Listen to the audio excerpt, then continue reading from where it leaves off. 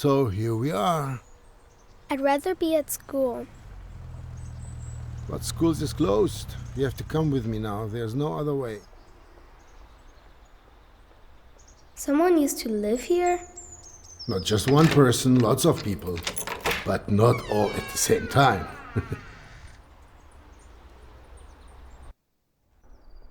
Why didn't they clean up their own stuff?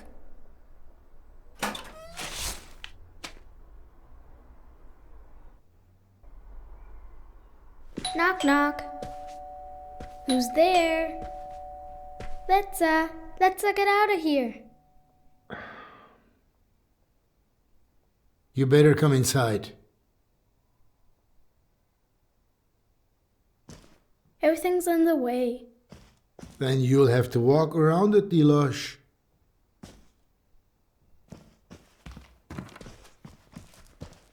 It smells like old people in here. Dilara.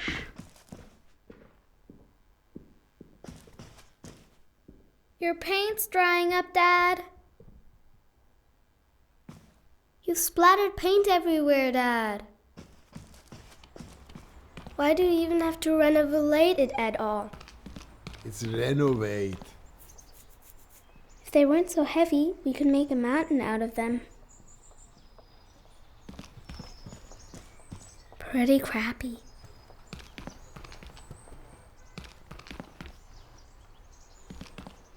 Dad. Well, because people want to move into a nice apartment. Can we move into a nice big apartment someday too? Dilara, we have a nice apartment. You just have to tidy up sometimes. Yeah, but that won't make the apartment any bigger. Help me tear down this wallpaper. We'll be done faster then. Okay.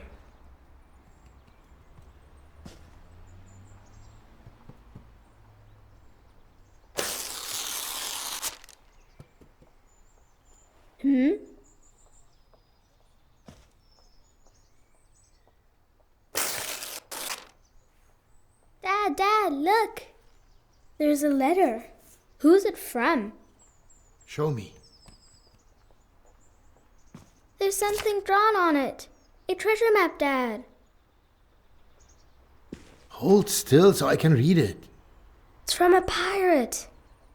There's something here about a flower. There was a pirate and a gardener? Tell me more. If I tell you a story about it, will you let me work then? Okay. All right. Many years ago, a botanist lived here. His name was Volya. But that says Kolya. That's what I said. So this Kolya guy used to live here. And one day, something really cool happened.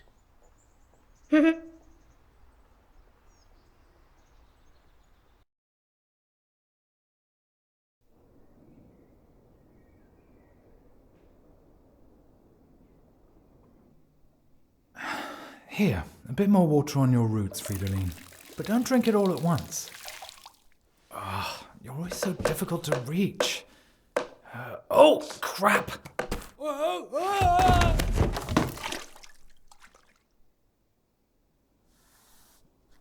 Oh, my head.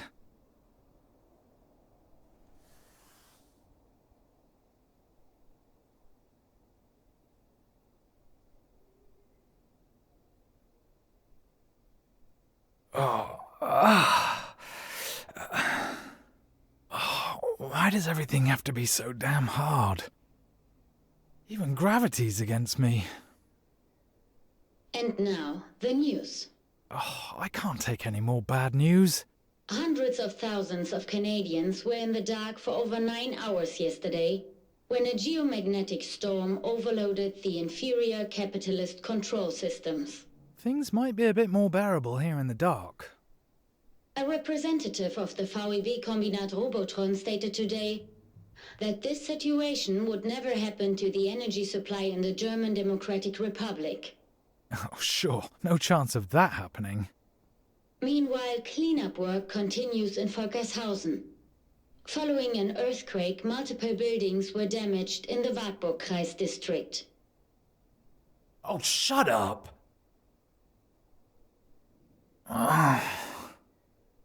Why should I ever get up again anyway? When you fall, you can actually just stay lying down if you want.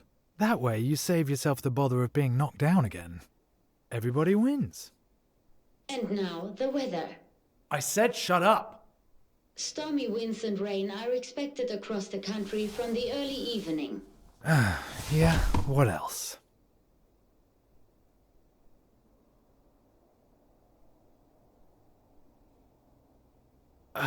What the? I think I'm seeing ghosts. Eric, close the window. Oh, that's right. You don't have any hands. I have to do everything myself. Come on, Kolya. Get off your ass.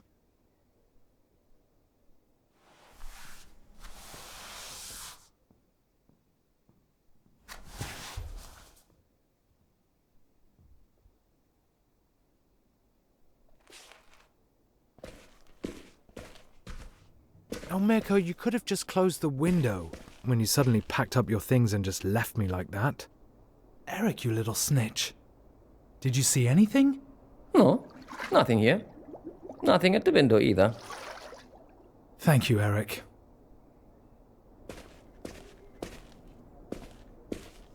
It wasn't a ghost after all. Something really did flutter in. A paper plane with writing on it. What is this? Airmail from the West?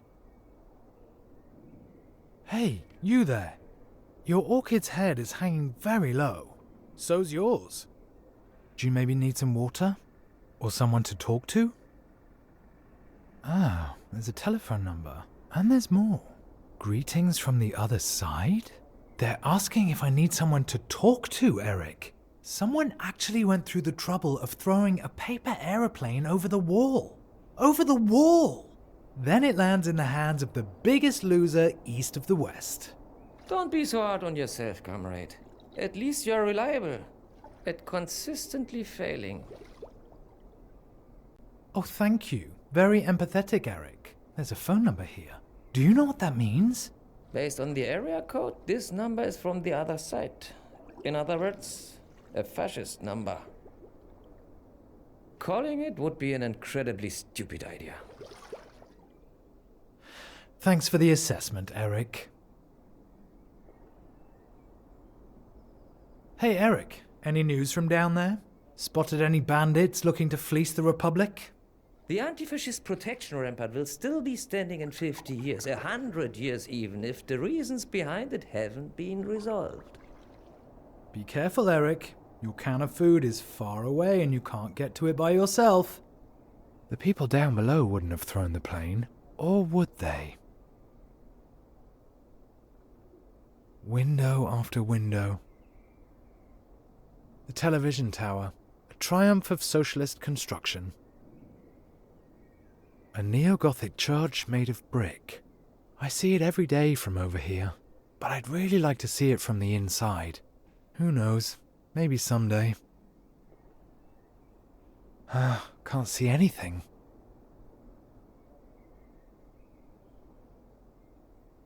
It must be the window. I can't see anyone.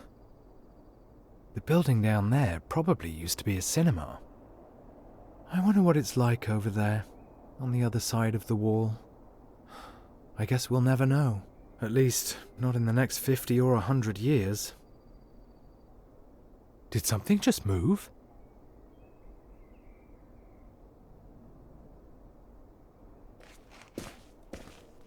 Mirko's toad lily. He left it behind. Just like me and you. Right, Eric? If you would want to leave, why didn't you, Kolya? With Mirko? You know why. You belong here.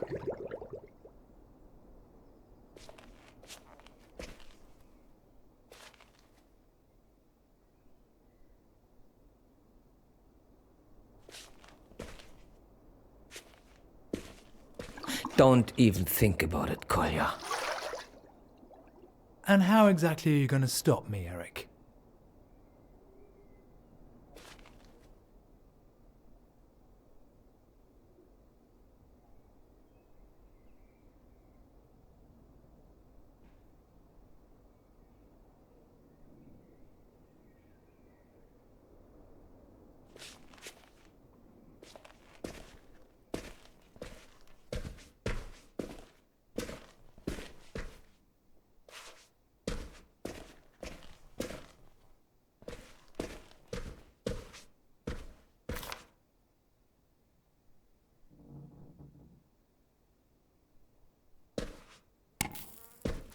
try giving the number a call.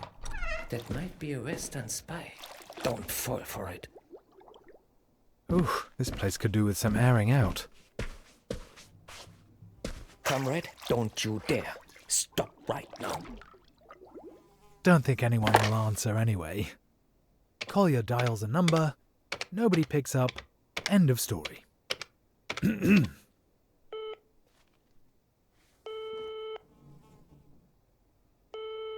Long distance exchange position 23. Yes, Christiansen. A call to West Berlin, please. All lines are currently busy. I'll note down your number. We'll call you back when a line becomes available. Thank you. Damn! Well, that's socialism in action for you. It could be 3 days before they call me back. Eric, you can cancel your report. Nobody picked up. That only leaves one thing. I could try sending a paper plane myself.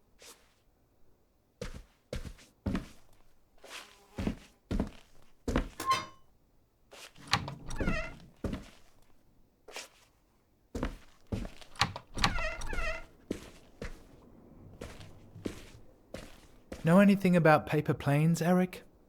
Neither an ox nor a donkey is able to stop the progress of socialism. Thanks. Very helpful.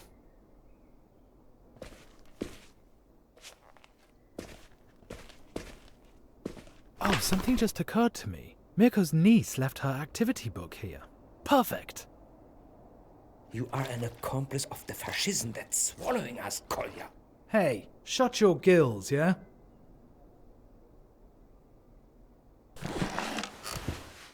Oh, I never knew there were so many ways to fold a piece of paper. I'm choosing this model. Looks like it's the easiest. Oh, what should I even write? Alright, let's see. Hello, mysterious stranger. Thank you for your letter. I'm afraid water alone won't be enough. At least, not for me. The orchid is not actually an orchid. It is in fact a toad lily. My old housemate left it behind along with me. No, I better leave out that part. Okay. Somehow, I now feel like I'm being watched. Who are you anyway? Best wishes, Collier. Now make a fold here. Another one here. And kids are supposed to be able to do this? One side's turned out a bit wonky. I hope it doesn't affect the aerodynamics. Oh, good Lenin. This is ridiculous.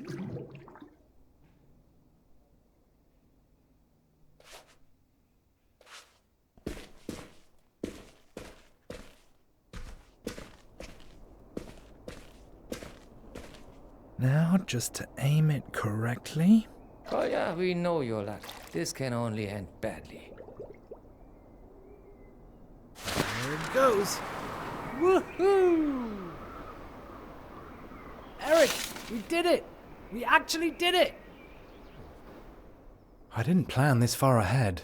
I guess it's best to continue where I left off earlier, with the plants in my room. Oh, you poor plants. You look really thirsty. Don't end up like me. Well, there's no real need for botanists under socialism. But you could still make something of yourselves. Yes, Eric? Let this be a warning, Kolja. There's no place for this scandalous behavior of yours.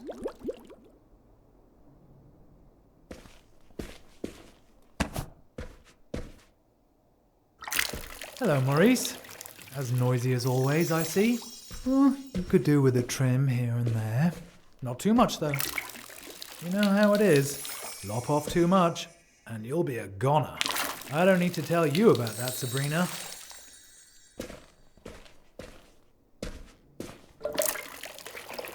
And you, Richard, you're just as withered as I am. Us two, always waiting our turn, never making a fuss. Work in the morning, home in the evening. To hell with it. We're better than that.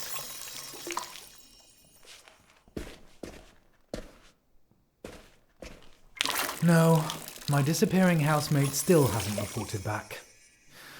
His letter must be still in the mail. Sorry. The idea's just too funny for me. Don't worry, my dears. I'll take care of you now. But don't worry. I'm not like Mirko. I won't abandon you. None of you is dying on my watch. I believe in integrity and loyalty. I don't shirk my responsibilities, unlike some people. But if everybody runs away and only thinks about themselves, who's going to think about me? So that's enough drink for now, my friends. Oh, what's that?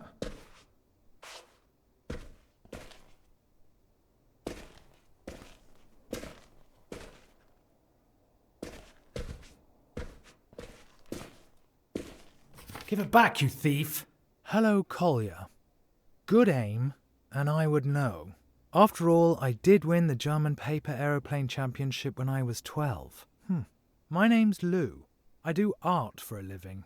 Well, part of a profession is presumably being able to afford to eat from it. Well, it's not all roses over here either. More like toad lilies. Preferably no water, I understand. Maybe we could both use some schnapps. With that, best wishes to you and the toad. Enclosed is a picture of you both. This is how I imagine you, Collier. I like people with sad eyes. Sad eyes. That was blazing anger. Actually, you're not wrong, Lou.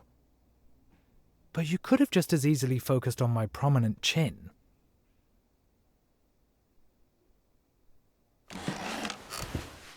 I can't craft the same plane again. That would be embarrassing. Then again, I have two clumsy mitts where my hands should be. Kolja, if you were as motivated at work as you are when making paper planes, you would already be a hero of labor.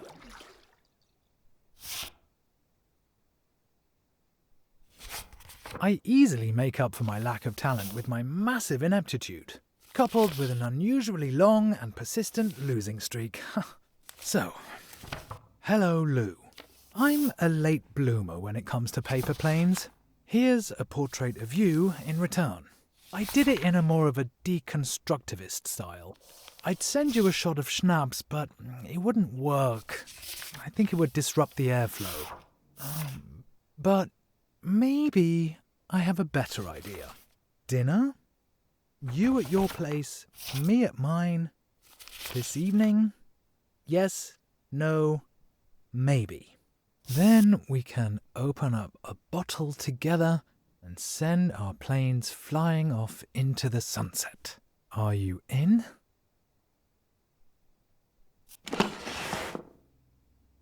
Oh, this is probably the dumbest idea of all time. Or the best. But probably the dumbest.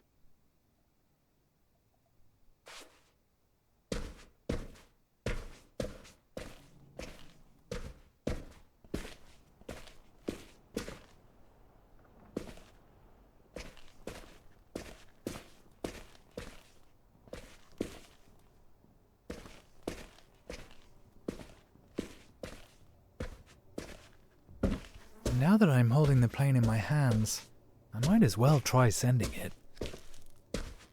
I don't need this. I just showered this morning.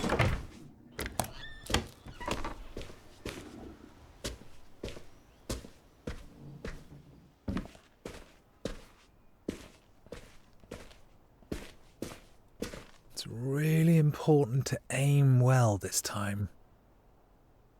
Time to fly. You can do it! Just a bit to the side. Again.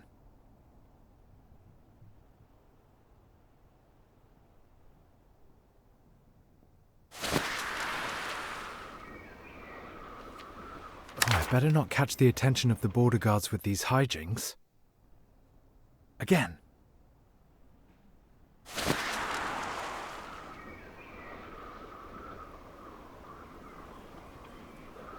Wow, what a throw! But I have to land a little lower. Again. Okay, the new model delivers on its promises. Now that I've suggested dinner, I should probably go check that I have enough food. I hope you can come up with something better than the stuff that you serve me. Kolya, my dear, don't stick your nose in things you know nothing about. How nice to be blessed with your wisdom.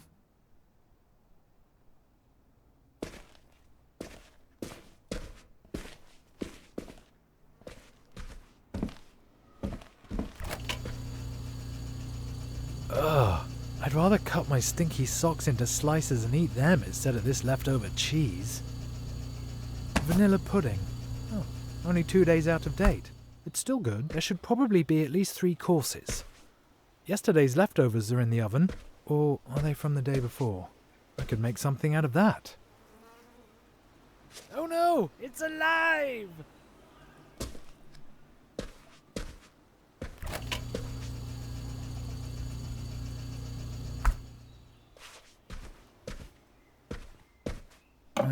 Not exactly the best selection from the cellar.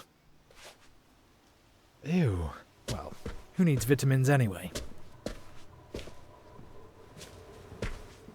Nothing usable here. Looks like we're having a warm-up act from the kitchen this evening, not a headliner. A warm-up act nobody wants to see. Soyanka soup, Soyanka soup! All I see is Soyanka soup! The reply's already here, or the rejection, should I say. Lou writes, dinner this evening? Lou checked off maybe. In brackets, only joking, I'm in. Here's a menu suggestion. Lasagna from yesterday. 2, banana split for dessert. 3rd, absinthe, a nightcap, also for dessert. What have you got on offer? P.S. Here's a puzzle. Well, do you know what it is? Ha ha, typical West German. Lou's menu doesn't sound that much better than what I've got here. Maybe I could spice up the lasagna with a certain ingredient. Herbs actually go really well with lasagna, and they're light too. Tarragon, an unusual choice, but delicious. Sharp and sweet, vaguely reminiscent of aniseed.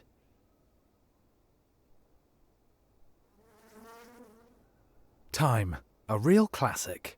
It has a great flavour and will give the lasagna that certain something. Lovage, a bit of that and the lasagna will leave a lasting impression. Strong, aromatic, distinctive. Lovage, very good. That'll give Lou's lasagna the finishing touch. And now I'll pack it in the next letter. I need a model with a cargo hold for herbs. Oh my, I wonder if this is going to work. Lou, that sounds like an exquisite menu suggestion. Lasagna tastes even better the next day anyway. At least, that's what I heard somewhere. I've attached an ingredient to spice it up. Lovage, fresh from the windowsill. It should give your old lasagna an intense, hearty flavour. I just looked in my kitchen cupboard. It's solyanka soup for me today, yet again. Mirko always used to eat it, often and with relish. P.S. Of course I know an orange when I see one.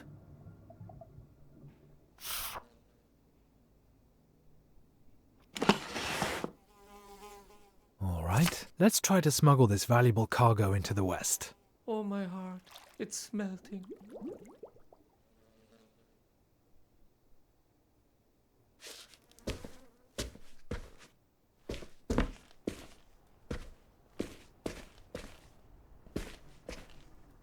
Careful, this time the plane is loaded, with a few grams, or milligrams. It's a little windier than before.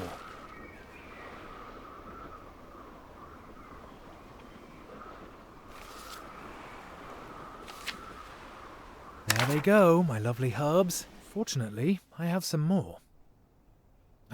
Again.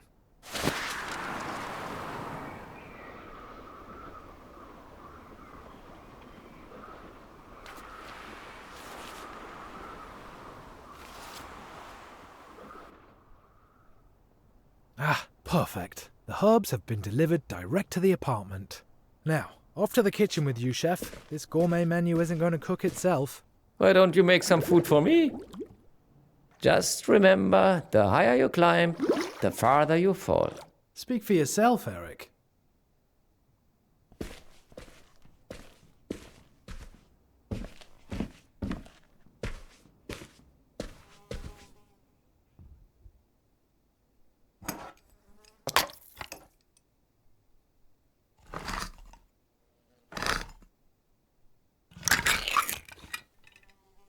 How about, for a change, we have, surprise, solyanka soup. Opening it makes me think about Mirko. Did Mirko actually eat anything else apart from solyanka soup? He wasn't exactly gifted in the kitchen, but he was actually a good friend. Mostly.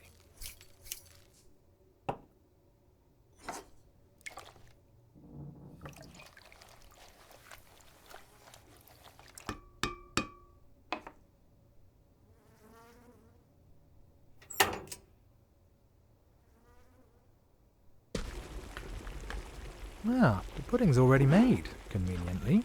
You remind me of my upper arms.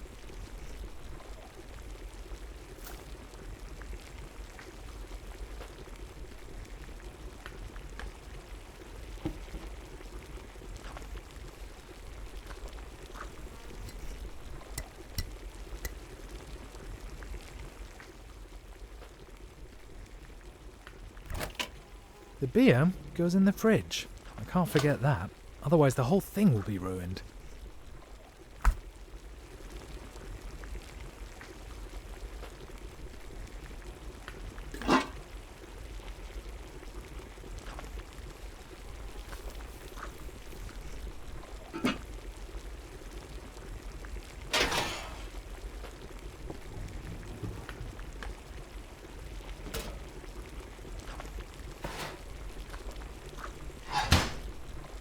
A bit of heat never hurt a dish. Unless it's meant to be served cold, of course. So, 160 degrees should do it. I'm excited to see where the loo wrote me back.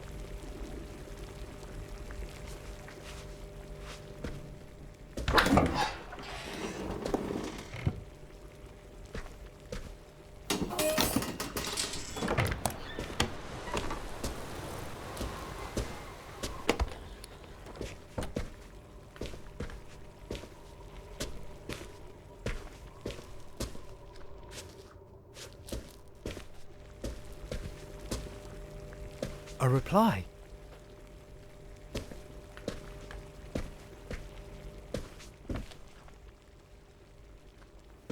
Let's see.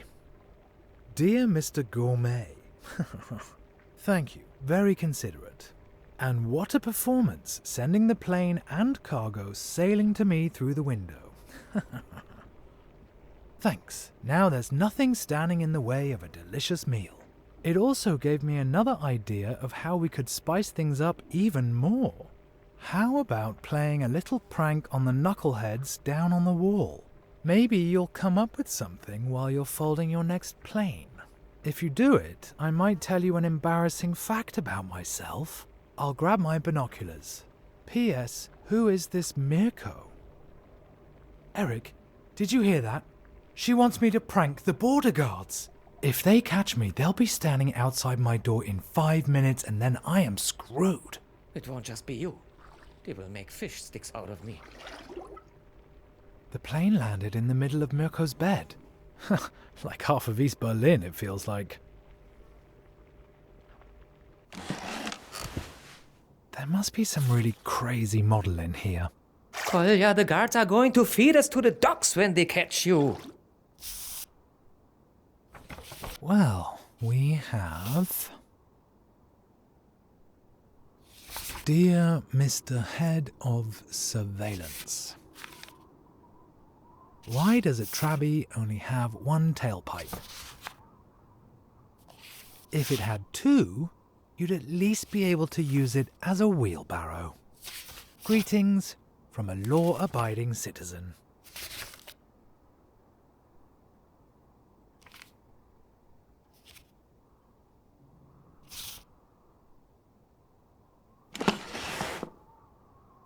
Is this a breach of the peace or just disorderly conduct? With your bad luck, you are begging to be caught.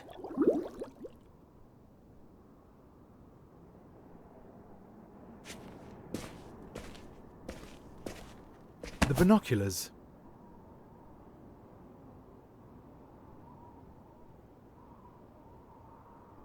Ah, what do I see here? That target looks particularly difficult. You'd need real flying talent to land one right there. So I'd be hopeless at it. This is the time and the place. I'm just lacking the resolve to precision and decisiveness.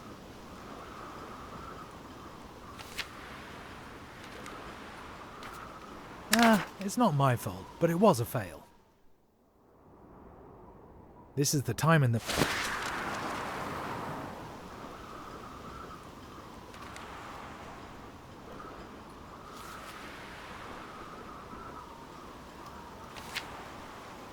I need to aim better if I want to annoy the border guards. This is the time... A textbook throw, and in this wind. I'm starting to get good enough to enter the German championship myself. The only question is, which Germany? That wasn't my intention, but how do they know where the player came from? Stay calm, player, just stay calm. Haha, you suckers! Keep looking for people fleeing the Republic. Oh, yeah, that was a close one. Today's finally starting to be fun. Alright then, on with the show. Time to put on my glad rags.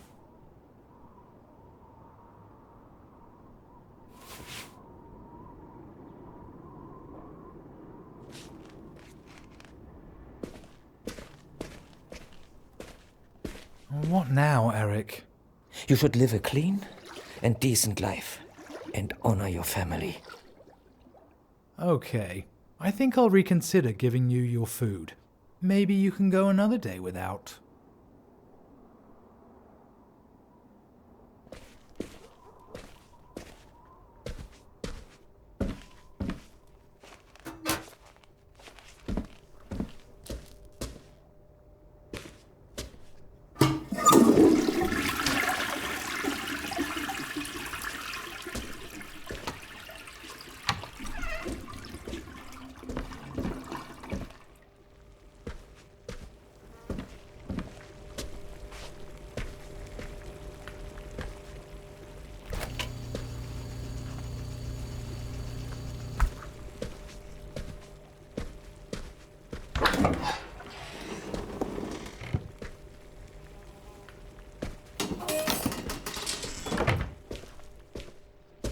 I should think about putting on my nice clothes.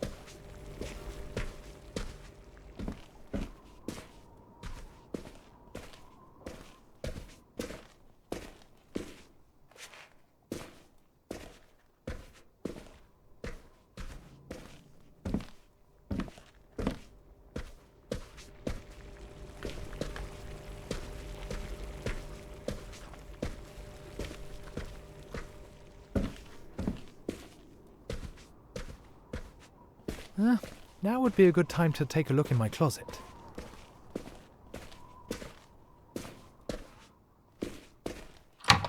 Well, what do we have here? This is probably my nicest jacket. I wonder if it'll impress Lou. In any case, red is a stylish colour. Mirko's favourite anorak. Why is this thing hanging in my closet? Or is that my doing? I suppose I don't have to be so strict about who owns what. I like the South Pacific charm. This looks really dreamy. This is probably my nicest jacket. Hopefully I'll make some sort of an impression with this. Luckily Lou can barely see me from there.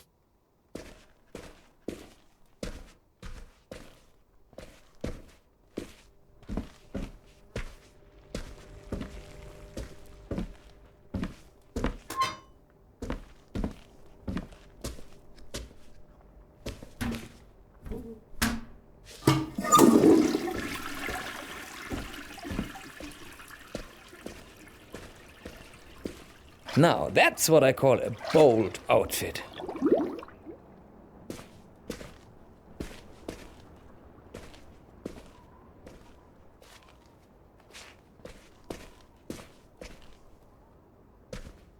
Lou writes, I saw it. You really did it. I suppose I should honor my debt. So here's an embarrassing truth about me. I collect chips. Yes, potato chips. I have a whole collection already. The key thing for me is they have to have an unusual shape. They have to remind me of something. For example, a certain person. I have never, ever told anyone that. Luckily, nobody's asked me about it either. Now a question for you.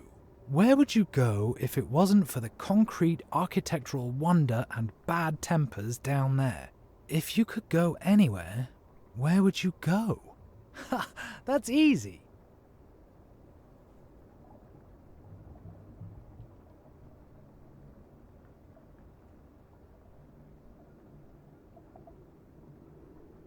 Eric, who would have guessed that I was lying on the floor just 2 hours ago? Today's been the best day in a long time. Now all we need is the right sound. Let's see, what would go best with our dinner?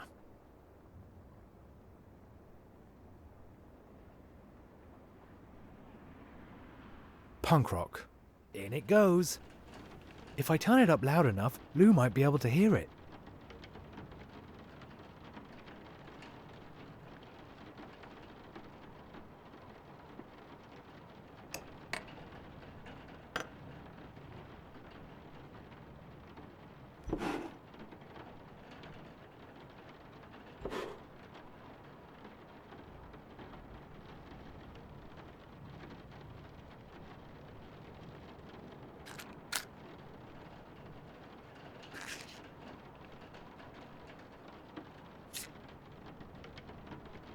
It's quite cozy here. All that's missing now is Lou.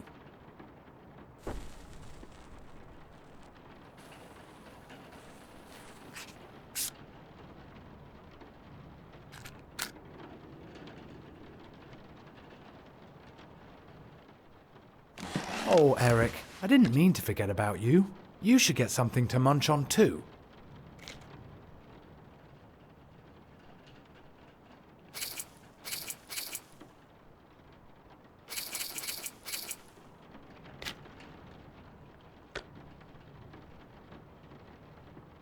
I should probably let Lou know that I'm ready to start when she is.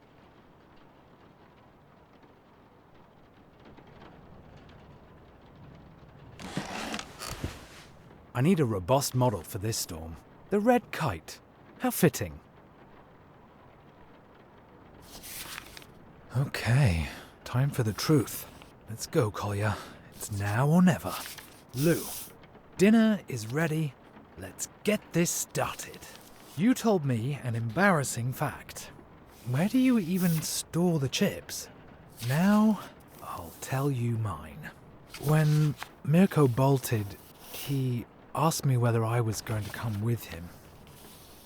I said no.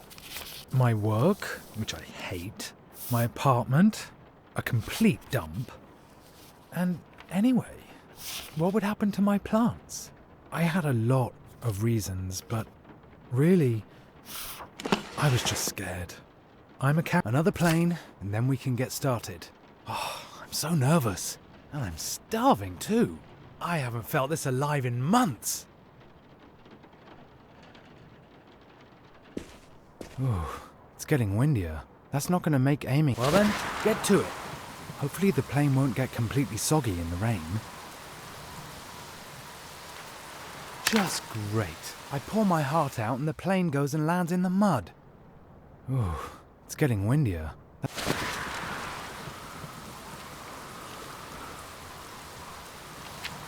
Oh, it was so obvious that the letter wouldn't arrive. Of course it would start getting stormy now.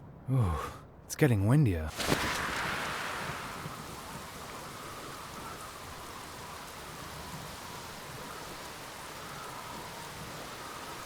So obvious that the letter wouldn't arrive.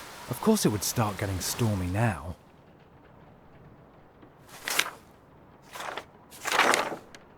Oh, come on! This went bad, as always. I thought I'd get lucky for once. That something would work out just one time. It's just turned into another complete disaster. I knew it. I shouldn't have even tried in the first place. The phone? Ugh, that's all I need right now.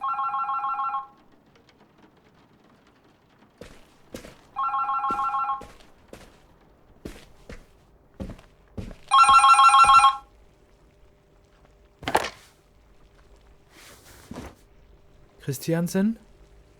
You requested a call to West Berlin. The line is now free. I'm connecting you.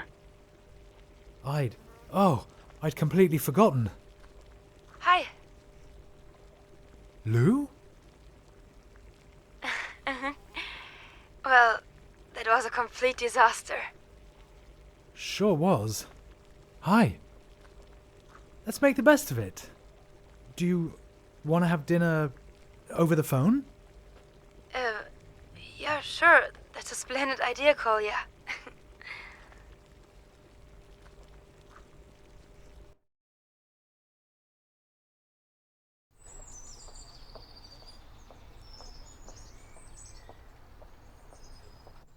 And what happened next? Did they fall in love? Did they kiss too? How am I supposed to know? Probably. But they visited each other first. And then they realized that they both like listening to punk music. Like you sometimes. They started tearing the wall down 1 year later, actually. There's almost nothing of it left today. I want to keep the paper airplane. You do that, but then I have to carry on here. No, tell me more, Dad. We had a deal, Dilara. Okay.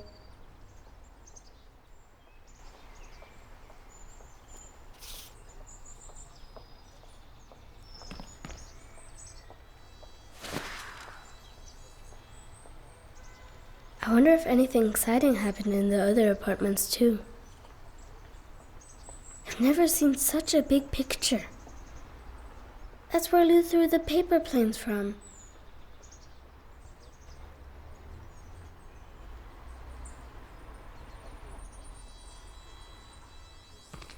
Pretty crappy.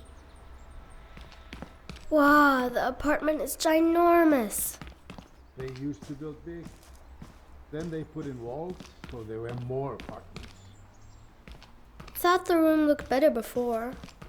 I thought the apartment looked better before too. That's how they want it now. At least the old stove can stay.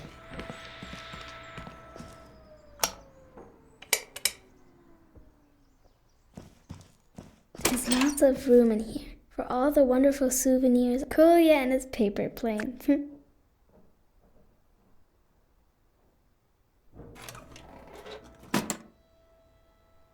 Your paint's drying up, Dad.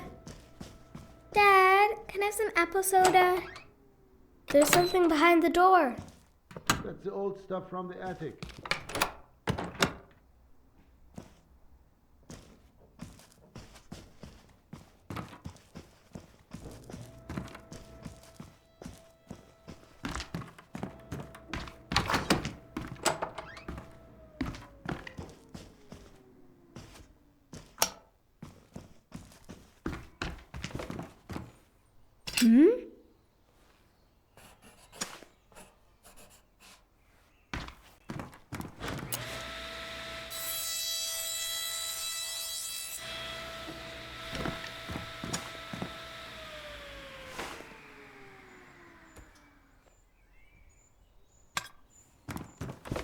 Why would anyone need this much space?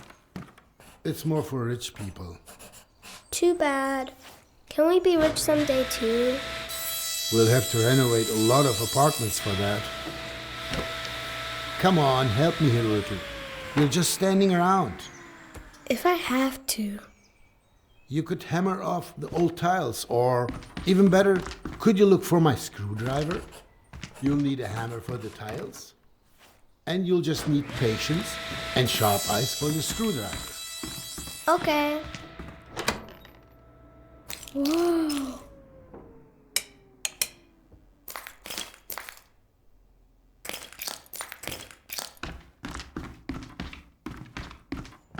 The fridge is stinky, Dad. I want to hammer something. Tiles. Hammer them off the walls. They all need to come down. All of them? Great. Why didn't they take their furniture with them?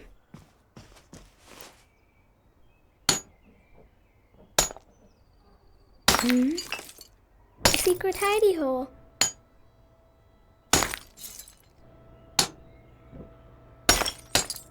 Puzzle for attentive seekers. Dad, I found something. Dad?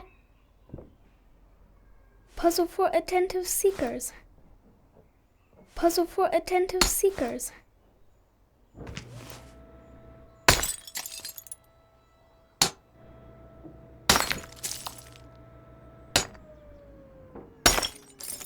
Puzzle for attentive seekers.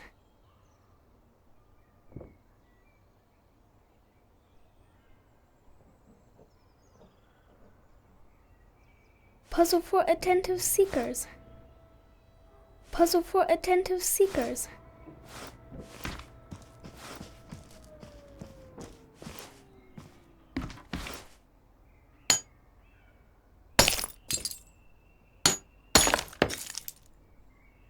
There's another arrow.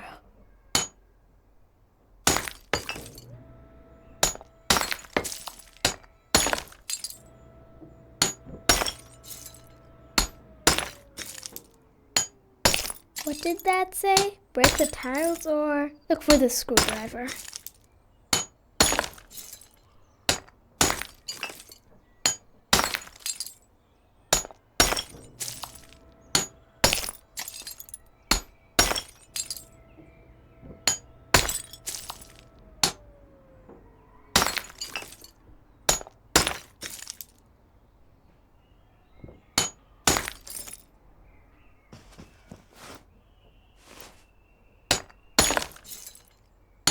Who are they? Where are the tiles? Look in the bathroom or the kitchen.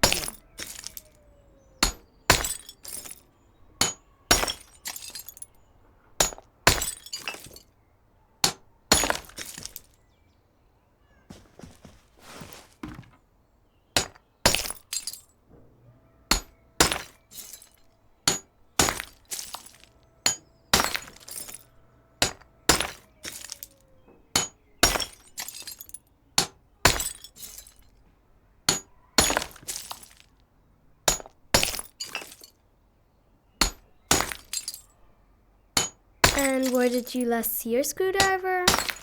Oh, Dilara, if I... That's weird.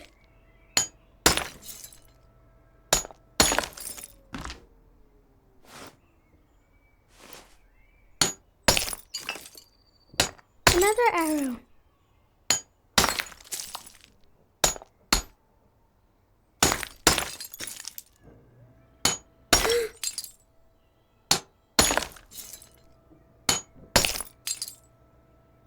Dad, come quickly. Dad. What is it? Look, a photo. I found it. There's a year on it. 1933. That's interesting. I think only very few people had cameras back then. So, a photographer hid it here. Yeah, maybe. But 1933? That wasn't a good time.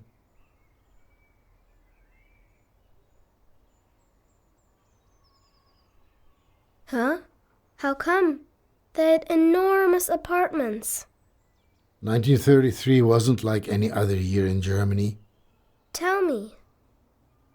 It'll take a while. That doesn't matter, Dad.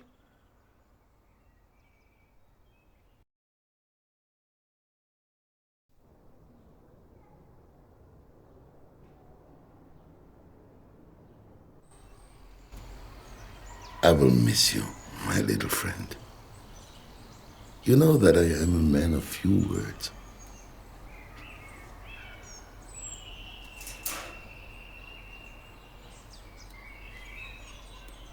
Go, you are free.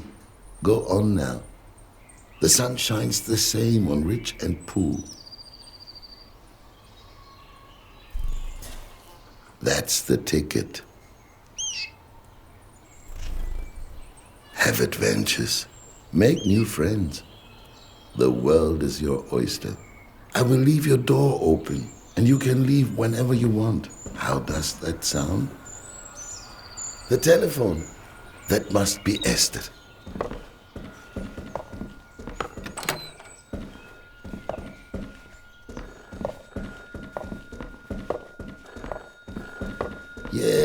Yes, I'm coming.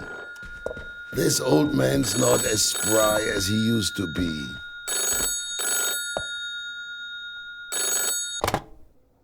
Josef? Esther? I'm on my way now.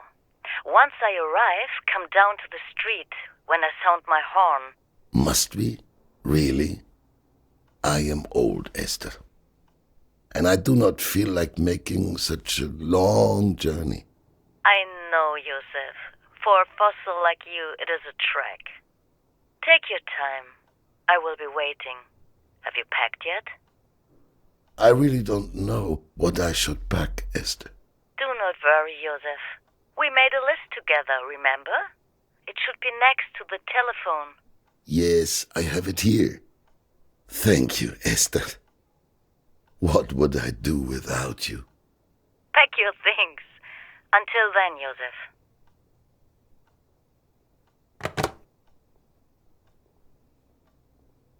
Warm jacket, passport, lucky shoes, grandfather's pocket watch, razor, journal, and maybe my treasured camera. Where should I even begin?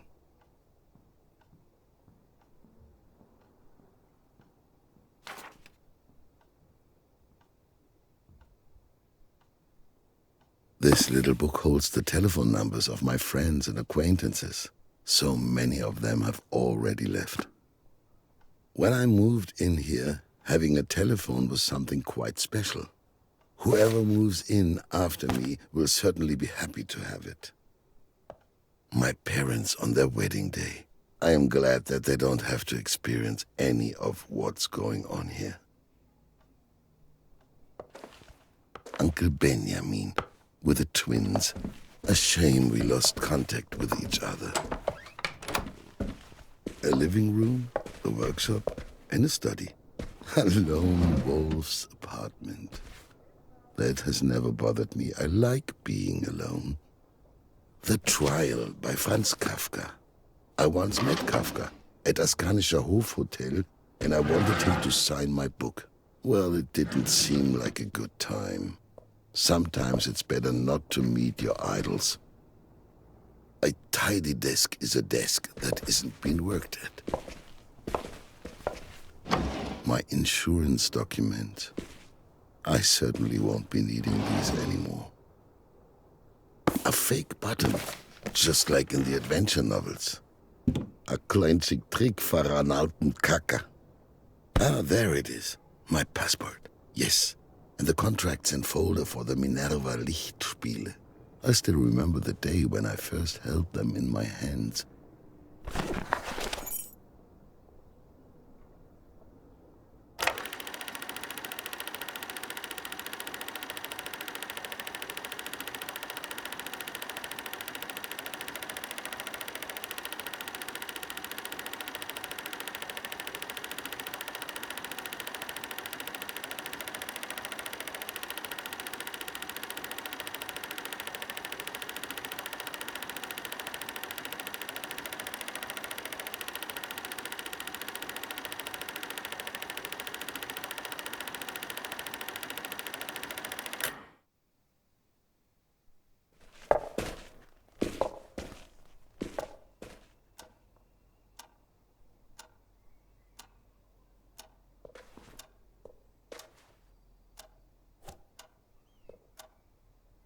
Let's see how far I get with my passport. The keys to the cinema are inside. I don't know why, but I don't want to leave them behind, even if there's no longer any door to come back to. I am still missing a few items from the list.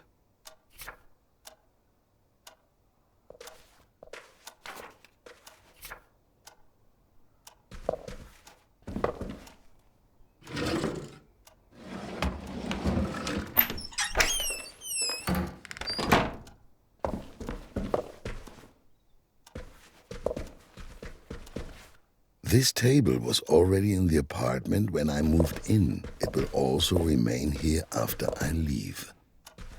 Plutonia by Vladimir Obruchev. I love Russian adventure novels. Hopefully, I'll also find some in France.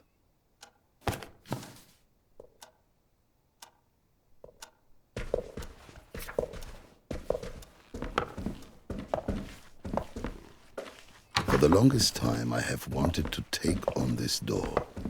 It has become stiffer and stiffer since I have lived here, and at some point, it won't be able to be opened at all. The only joy of leaving things behind is that you also leave behind your unfinished projects. The back door is always locked.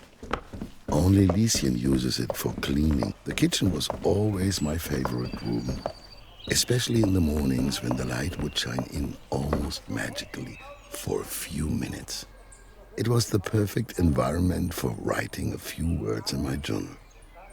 Der Luftpirat und sein lenkbares Luftschiff. Captain Morse battles with his airship Meteor against one new villain after another. How I loved these stories. A shame the series. The telephone? Who could it be?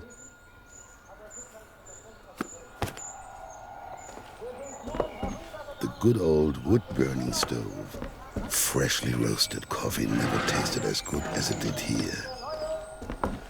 The last letters from Jakob and Elsa.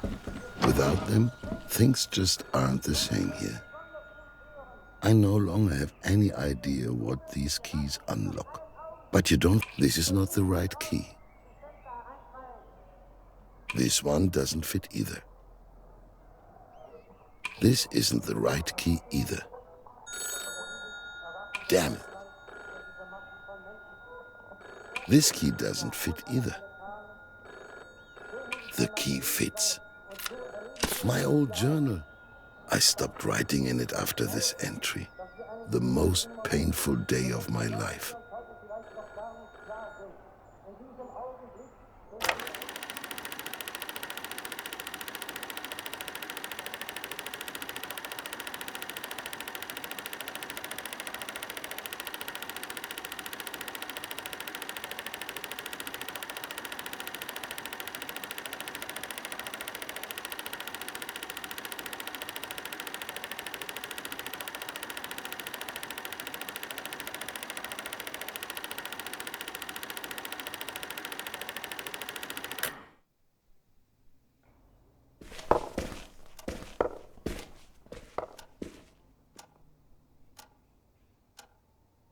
I should continue to write in my journal to... What's the next item on the list?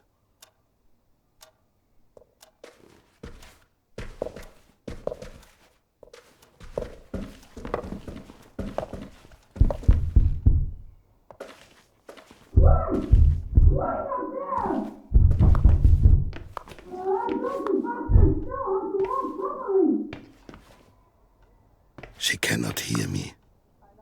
I've barely moved. Miss Hermann, she doesn't say hello anymore, but she's not above that sort of thing. I can't see my hand in front of my face. I probably shouldn't be stumbling around in the dark. I can't see anything. You can't see much in the red light, but it protects the sensitive film. You can always use a razor, no matter where you go. Here, look, I had completely forgotten. This photograph is from the Great Depression. I had come up with a few things to give people their cinema experience. Movies are especially important when people are going through hard times.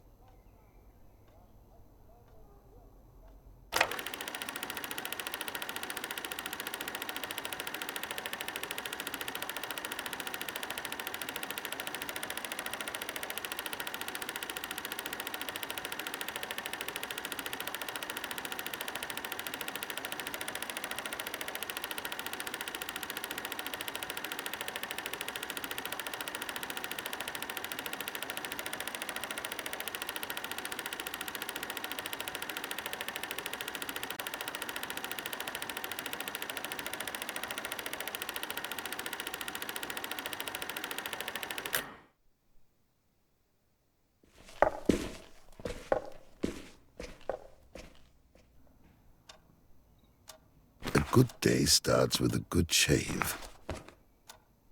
Reminders of my old life. All right, what's next?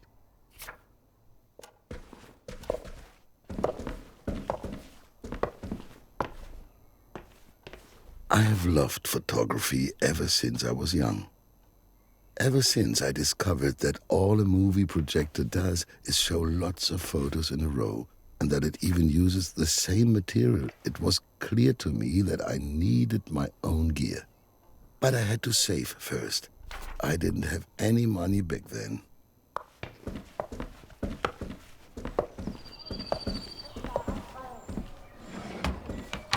Where did all these useless things come from?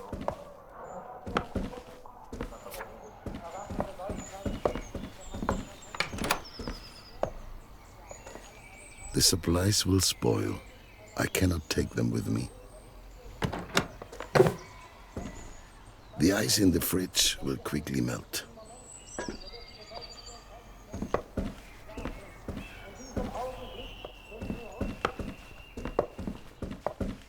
The back door is always locked. Only Lieschen uses it for cleaning.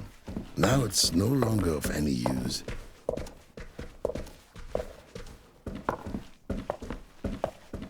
A chest full of junk.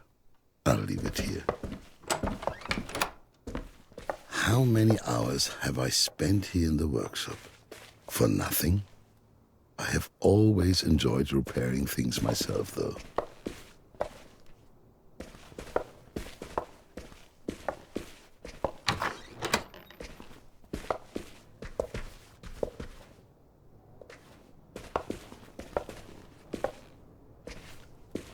Documents upon documents that I no longer need.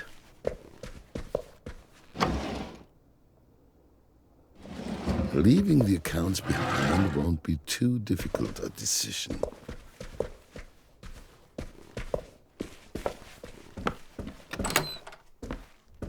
For 65 years I had no problem sleeping, and yet I have had many sleepless nights over the last few weeks. Lots of things have accumulated here too. This is it, my favorite jacket. Look. The badge from my old employer is still here. It's been an eternity.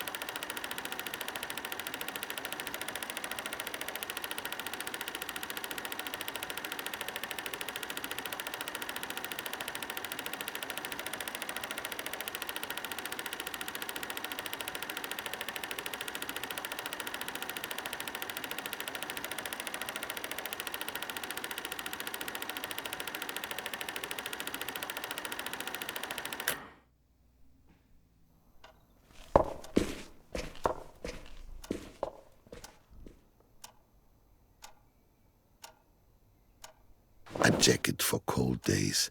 Who knows where this journey will take us?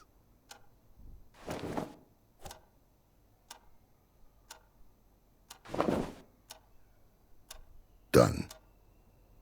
Not much is left on my list.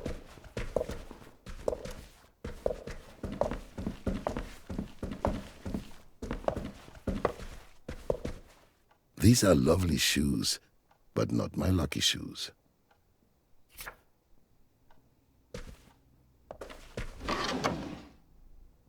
I don't need any more shirts.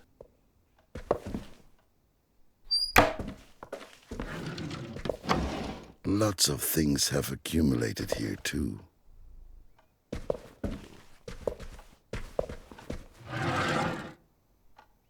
A lot of memories, but I can't take them all with me.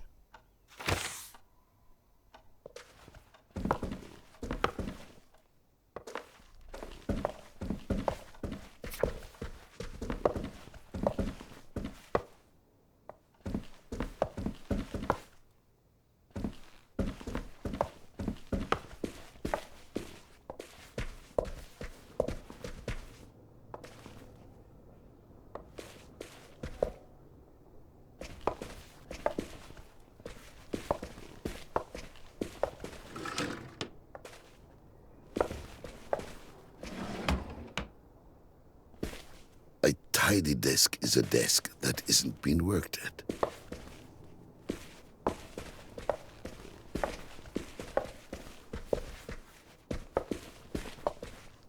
Married Life by David Vogel. A writer falls for a femme fatale.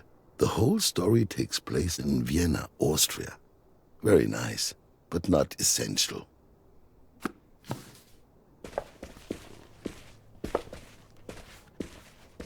Not again.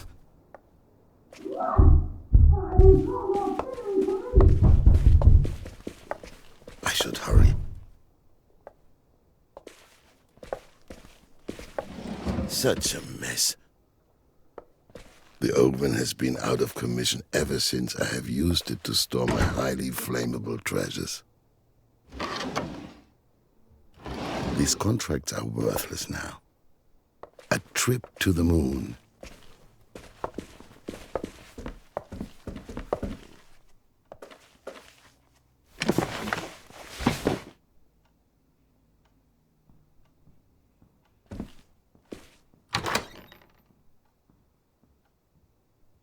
My lucky shoes.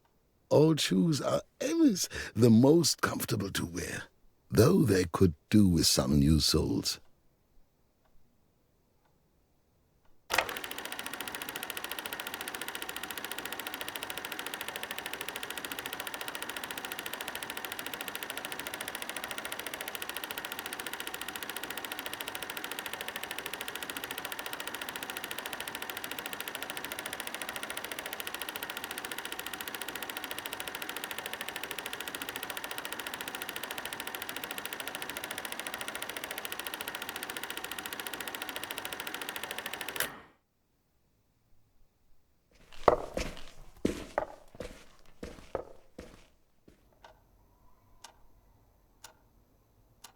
I'm taking my lucky shoes with me. I'm going to need some luck. Just a few items left.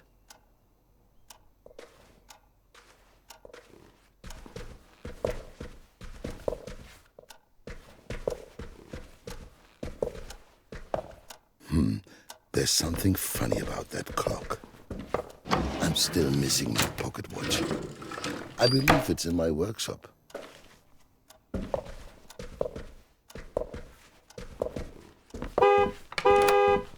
Esther, that must be her.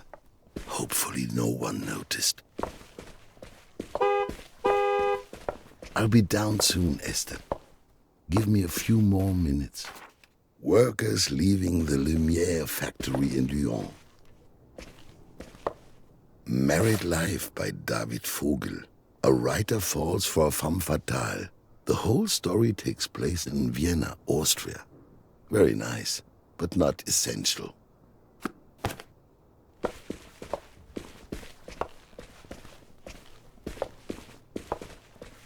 Die große Wette. This fantastic movie plays out in the distant future, the year 2000. It features the great Harry Peel as the Electric Man.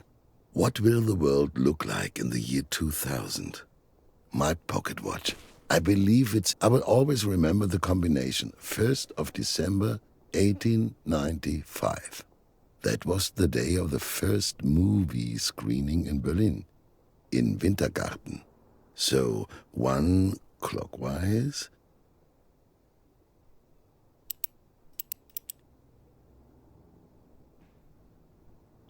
And then 12 counterclockwise. I actually just wanted to impress a girl. Elsa or Maria. She never turned up. Then 18 clockwise. It may have had an unhappy backstory.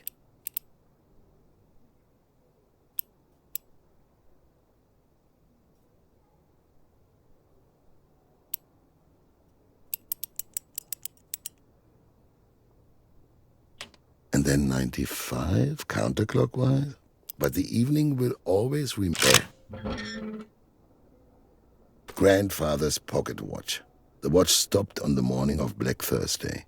It was truly a crazy coincidence. The coil spring snapped, but it can surely be repaired again.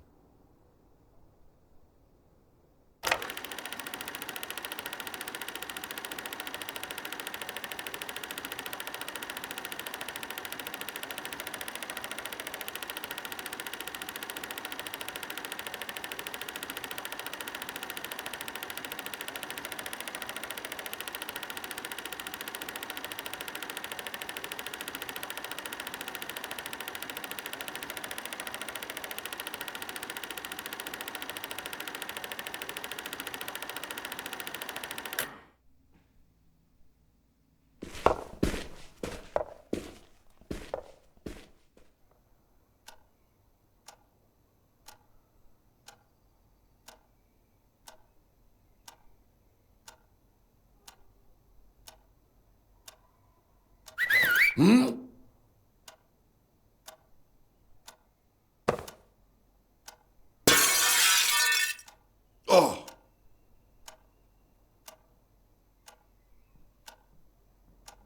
They're after me. I have to get out of here, now.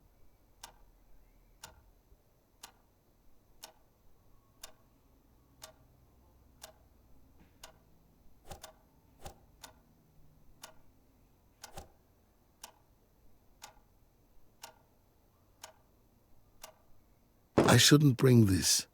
It takes up far too much space. Or maybe I should? No, that would be absurd. Should I just leave it in the suitcase? It reminds me of why I have to leave. It's also a keepsake in its own way.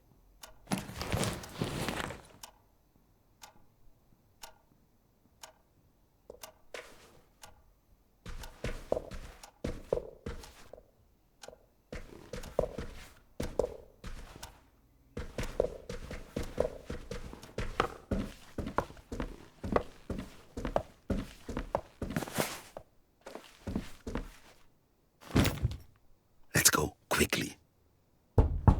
Mr. Liebermann, Sturmabteilung, auxiliary police. Your neighbor has complained about the constant disturbance of the peace. Open the door. I can't get around them. It's a trap. I must take the back exit. Mr. Liebermann.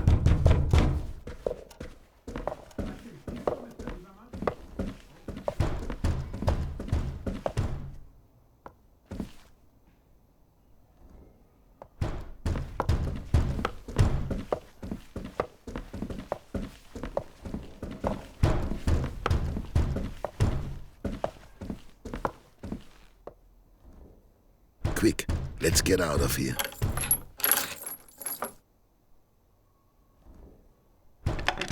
Move faster, Josef, before they break the door down.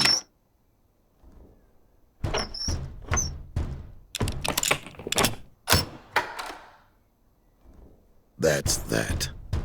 Goodbye, my old apartment. Or farewell.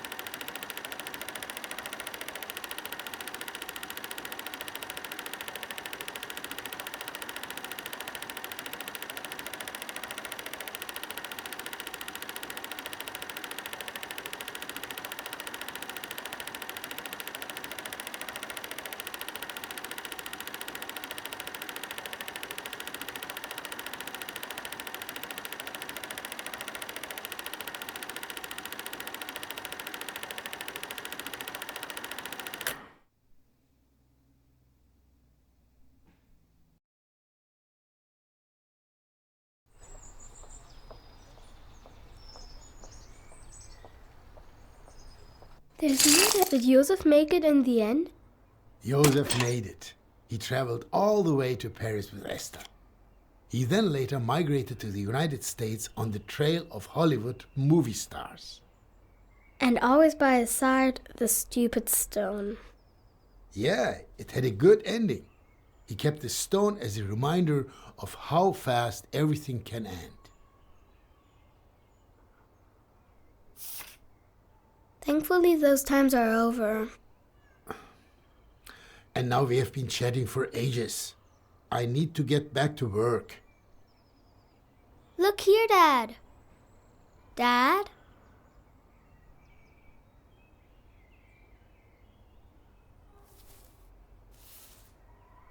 Wow, that must have belonged to Bismarck the bird. Or the great-great-great-grandchild of Bismarck the bird.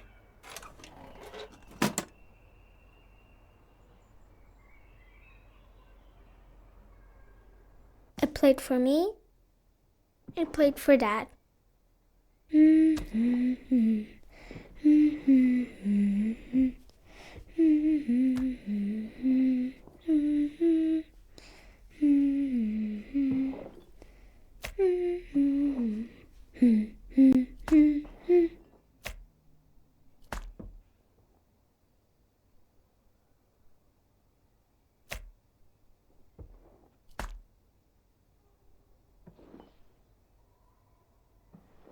I'll take care of the food.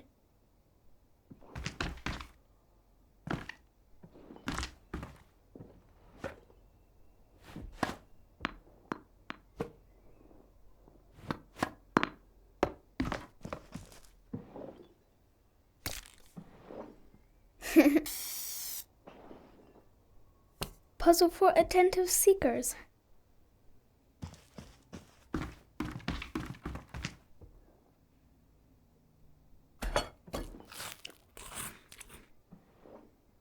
Are you hungry too?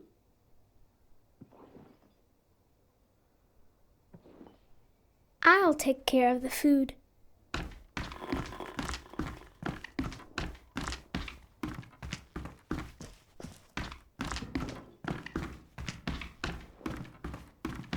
It wouldn't be so boring if there were other kids here. Not right now, sorry. Surprise! One Daddy special coming up. Delicious. Bread with nothing on it. For you. Thank you.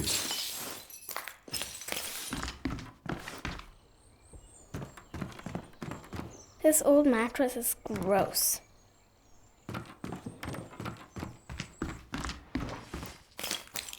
When can we go back to school? No one knows. Soon, hopefully. We'll definitely be finished with the apartment by then.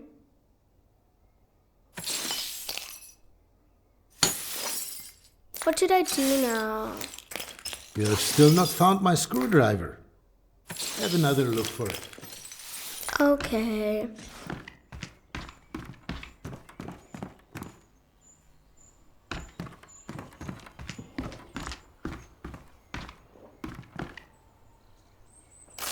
Down with the old wallpaper.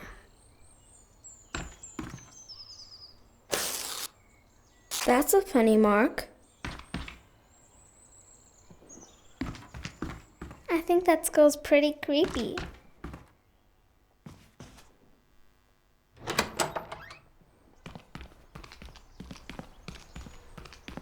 Pretty crappy.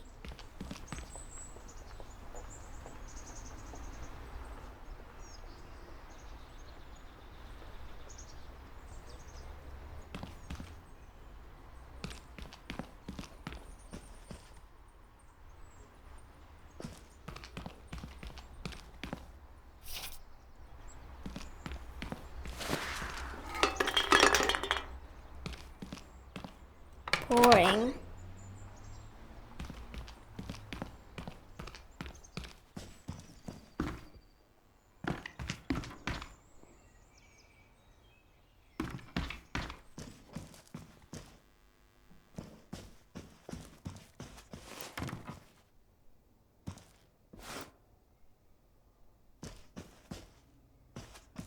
That's got to be a toad lily.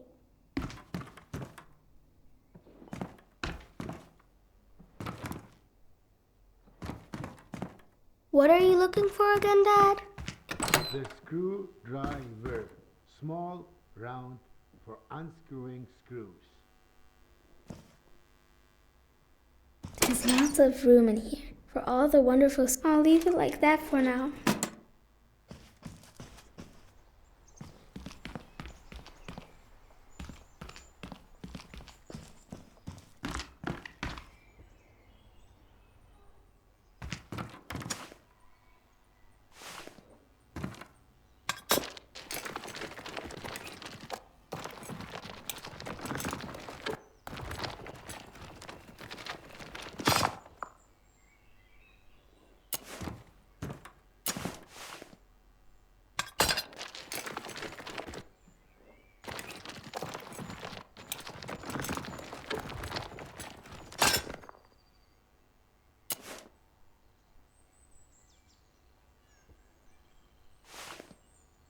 I found something! What is it this time? A star made of straw. But in the stove? Why would anyone want to burn it? Well, maybe it got really cold in here. How stupid. They should have just turned the heat up. No, you see, After the war, for example, there was no heating. Everything was broken. But if everything was broken, then the star would be broken too, and the stove, and the people. Maybe that's no ordinary star. A magic star. I think you might be right.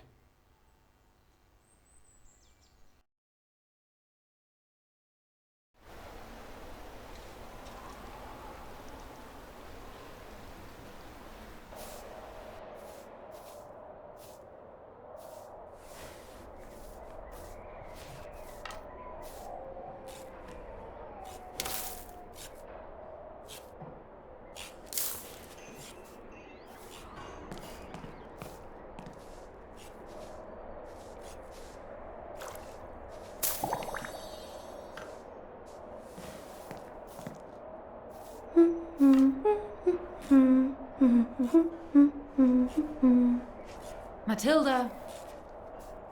Matilda? Huh? Oh, you're daydreaming again. I'm so looking forward to Christmas. It's the most wonderful time of the year. There is still something to do first. The neighbor gave us nettle tea because Lucas was coughing so badly in the hallway. Are you finished? No, Are you finished? no.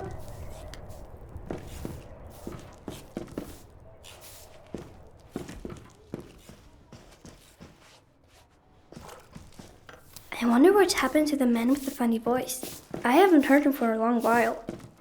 Leave it be, Matilda. He doesn't speak anymore. They play more music now.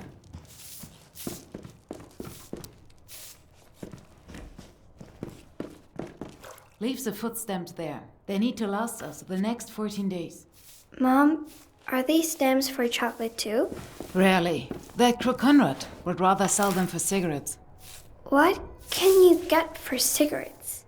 Good stuff, and things you can't buy with stamps. Real flour, bacon, sugar. The black market is a real Santa Claus. The neighbor gave us nettle tea because Lucas was coughing so badly in the hallway. It must be minus 100 degrees outside.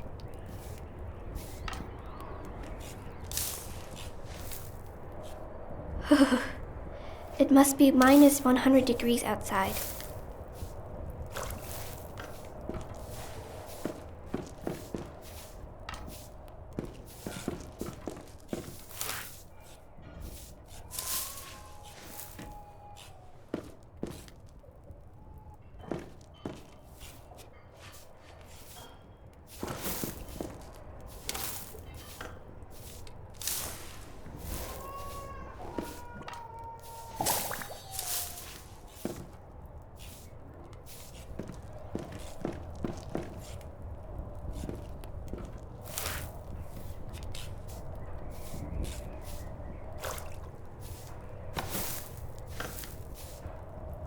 Would Dad be upset that Mom traded in her wedding ring?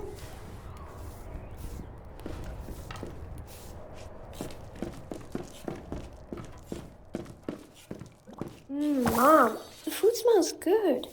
Where did you get the turnips? From Gesundbrunn station. Cargo trains pass through there with provisions for the Russians.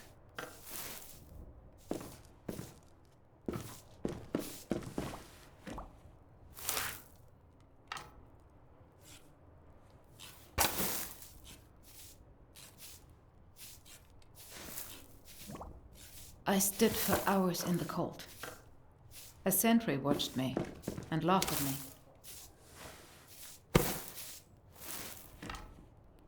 When the train came, I asked him if I could have something.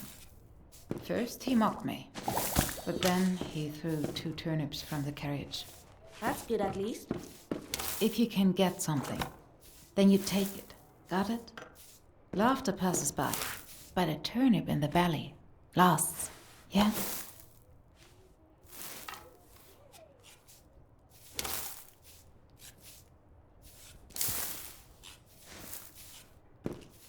Will we do a hoarding trip again?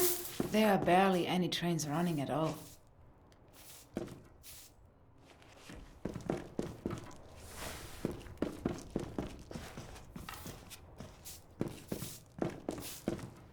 Can we go visit Aunt Lottie in the countryside again? See the cows? It's not much better there either. We are staying here. This is our home. We'll make it pretty. Besides, if we move, Dad won't be able to find us when he comes home.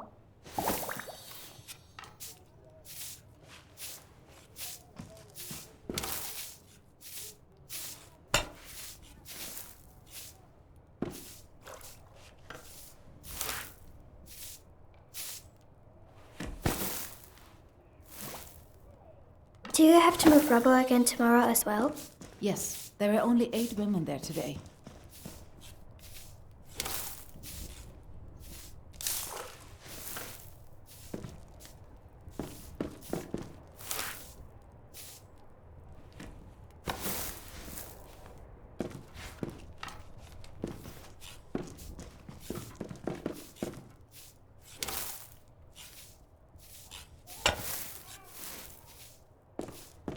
One for me, one for Mom.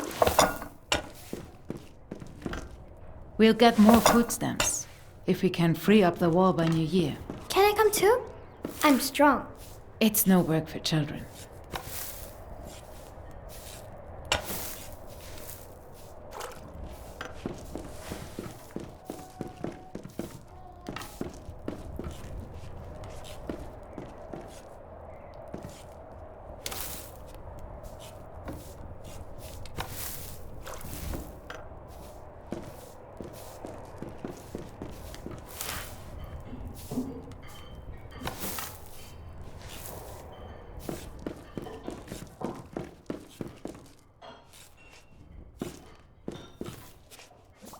Does Santa Claus get the presents from the black market?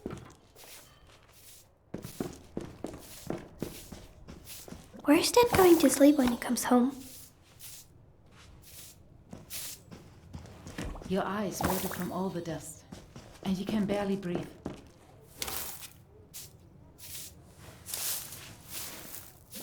And you'll find awful things in the rubble. No, it's no work for children.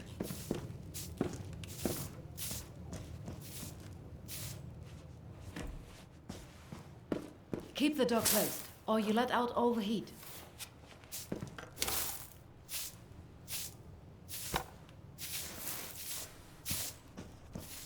So, 150 grams of bread per head. That's enough for 3 thinly cut slices.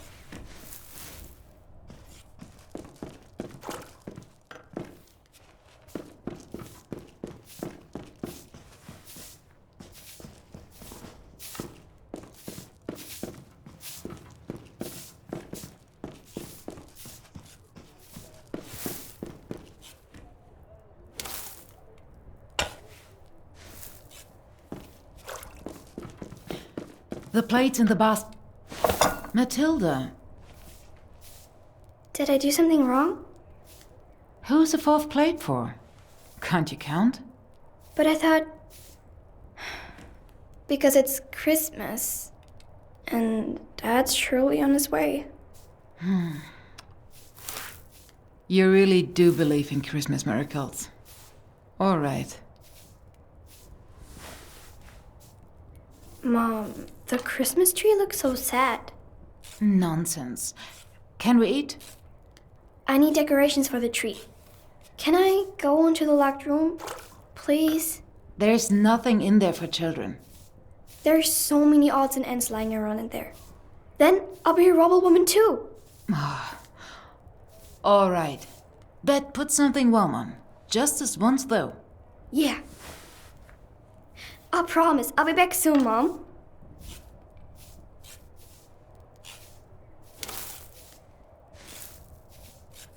Are you finished? No.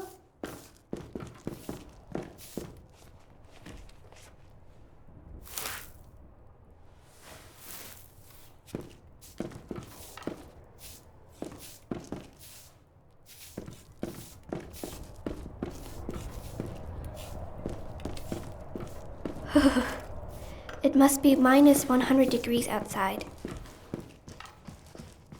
Hey! Thanks.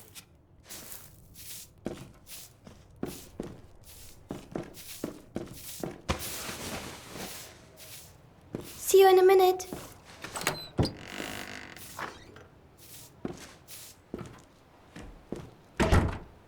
All right then, let's have a look. Whoa. An old telephone? Might be useful to light fires.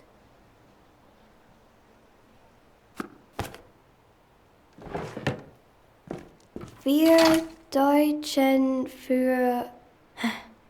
I can't make out the rest, but it's pretty.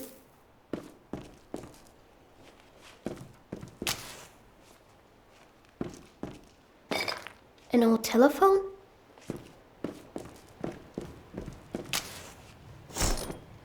Rations, supplies? It looks a little like Mom's housekeeping plan. Empty, but good for glittering stars.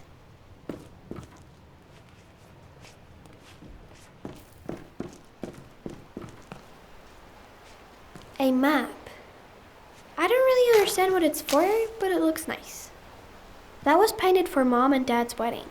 She really liked it, but she cries now when she sees it.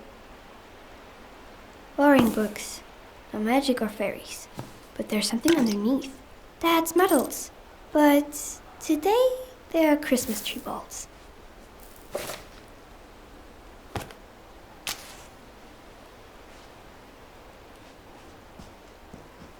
A map. I don't really understand what it's for, but it looks nice. Oh, cow poop. Now they're stuck behind the lid. He promised to teach me how to play the piano after the war. Dad played and sang so beautifully, but the lyrics were boring. It was always about the same thing.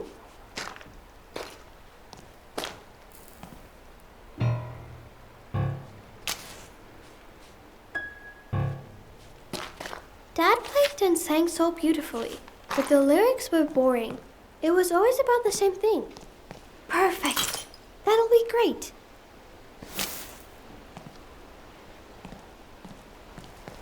So shiny, but what can I do with these? I could make something pretty with them.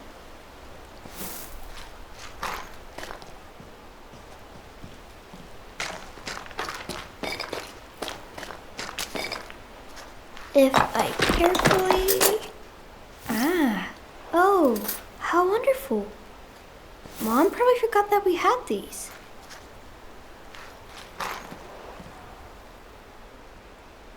The nest has been empty for months. I hope the birds are doing well. Apparently the previous tenant gave us this as a gift, but we never used it.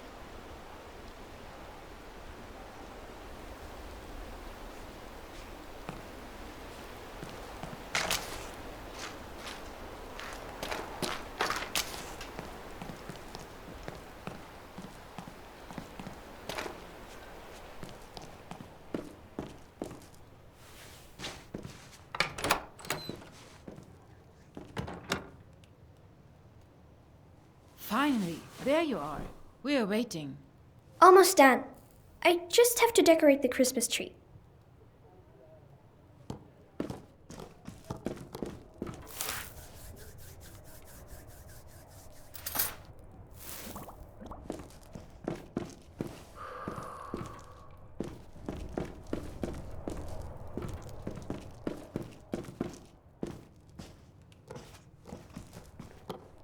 I don't want them in the house. Maybe we can sell them for some money?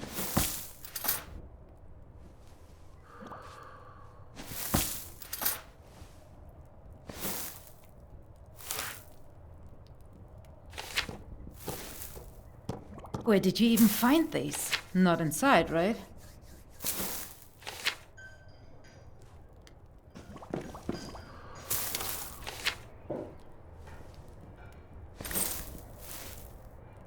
Your father's medals? This is bordering on disrespect. Come on, sit down. We want to celebrate Christmas now.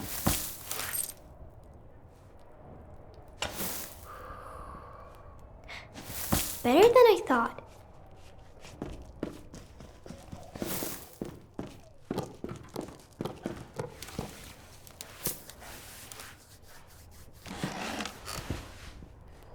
Hands on the table.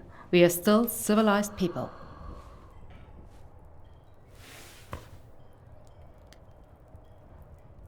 Mom, did Dad kill people?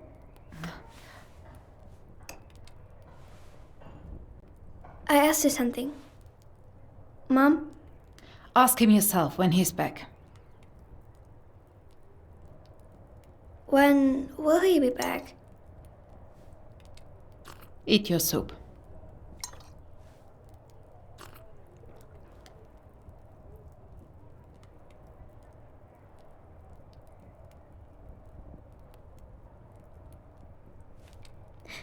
Why do we write letters to him if he never writes back? Matilda, you're ruining Christmas dinner for us with all your questions. One last time. Eat your soup. And keep your mouth shut.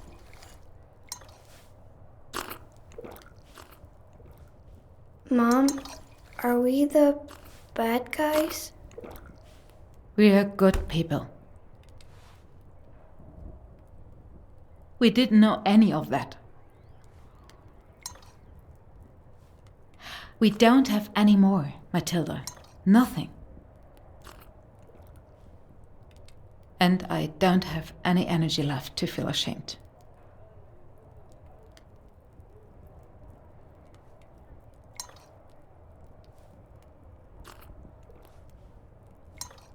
No.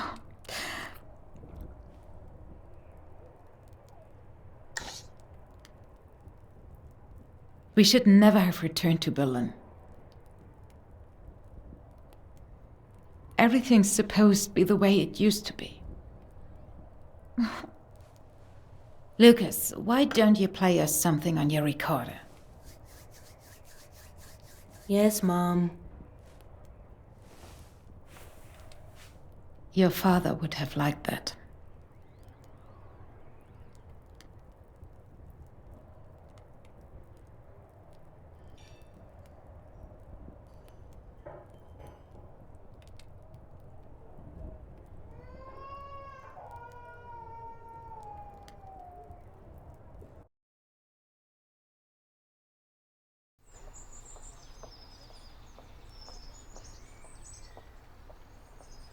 There's another act. Why did Matilda's mom lie? Maybe she thought it was the truth. Somehow. Things often look different in retrospect. Yeah, like in school. Sometimes I see things differently too. Like after math quiz. School is important. Don't get into any trouble.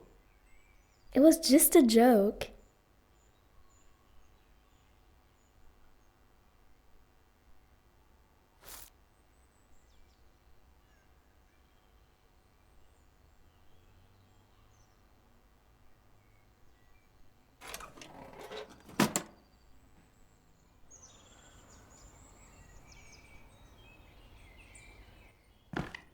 I'll make it cozy for us.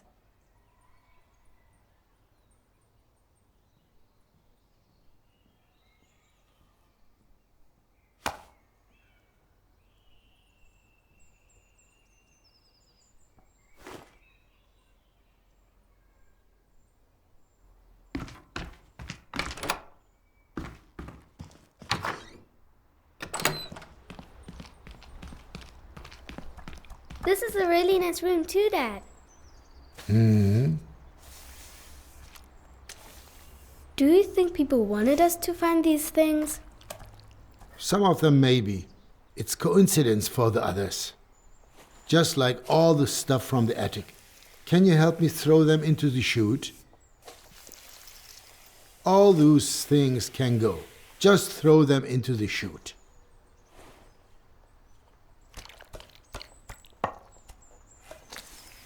All those things can go.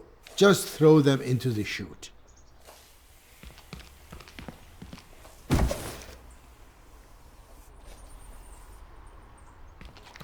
Bye!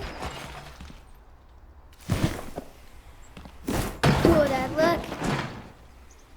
All of that has to go now.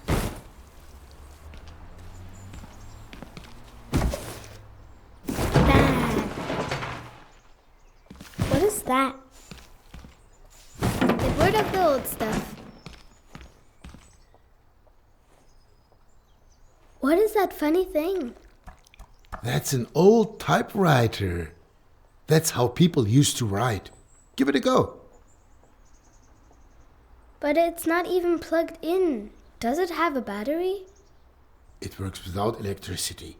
A little like stamping.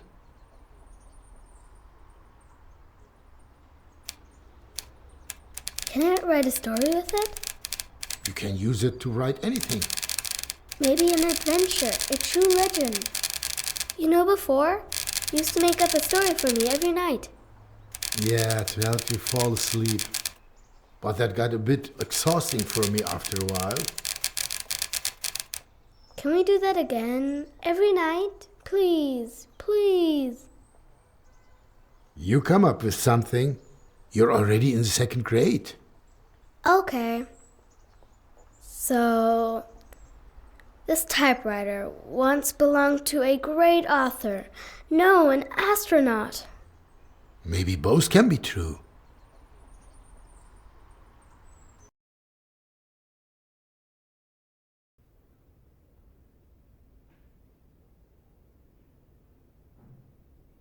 You know what, Antonia?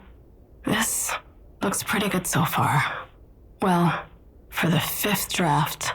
If I could just keep my eyes open for another hour or two. Maybe then I'd manage to rewrite the beginning again. Especially with all those wonderful suggestions from up on high. No time like the present. The cosmonaut was ready to set forth into an unknown world. As her crew was stuck on the surface of the moon, she had no option but to pilot her ship. I should probably decide on a name for that spaceship.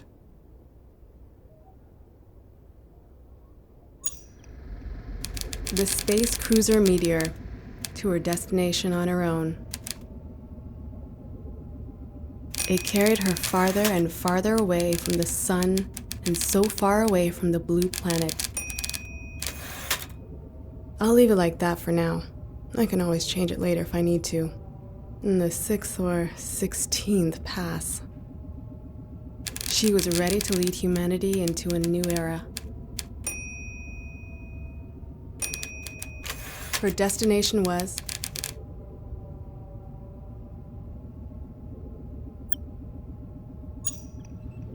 the planet Jupiter, the largest and most massive of the known planets, the king of the gods. Jupiter had always drawn people's eyes towards the sky. The signal that originated from there had been puzzling humanity for 6 years. She looked at the photograph in her hand. It was the last group photo of the crew, taken on Earth before the blast-off.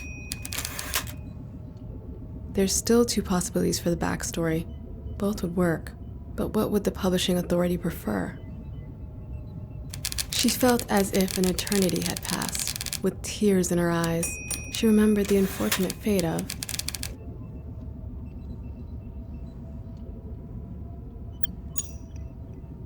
Chief Engineer Liu Yaping, whose body was saturated with deadly radiation as she aligned the forward shield.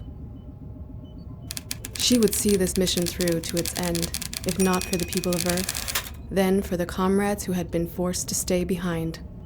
Phew, it's a lot of repetition. I'm sure some readers will be grateful for the summary. A quick break might be in order.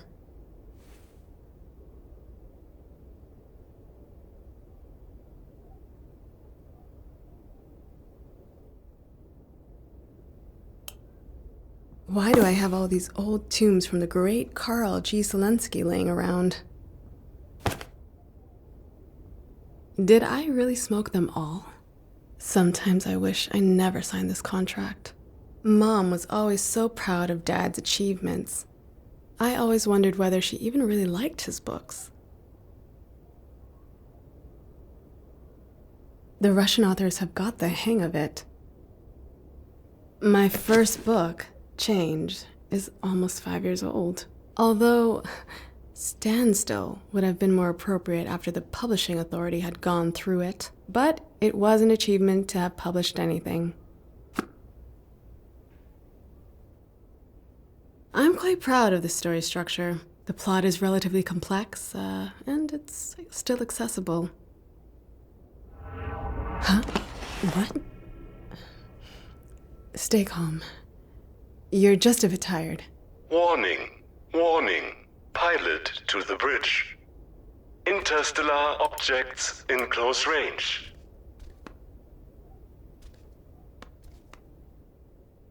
The first female cosmonaut in space. Excellent inspiration for my story.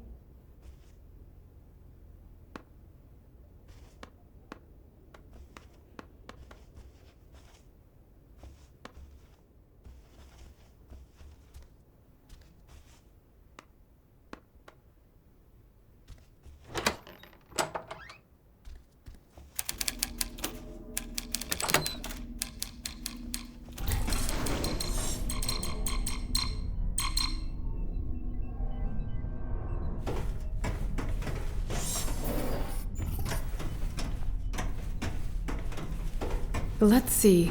What happened? The cosmonaut had almost left the asteroid belt. The last few rocks streaked past dangerously close to the ship. She had to take action.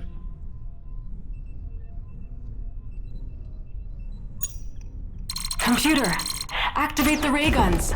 Fire! Confirmed. Activating ray guns. Weapons that fire pure energy? Would humanity have not wiped itself out a long time ago with these? Well, that was a little too easy. This needs to be something more intense to make the danger more palpable. Another asteroid approached the ship. It was on a direct collision course.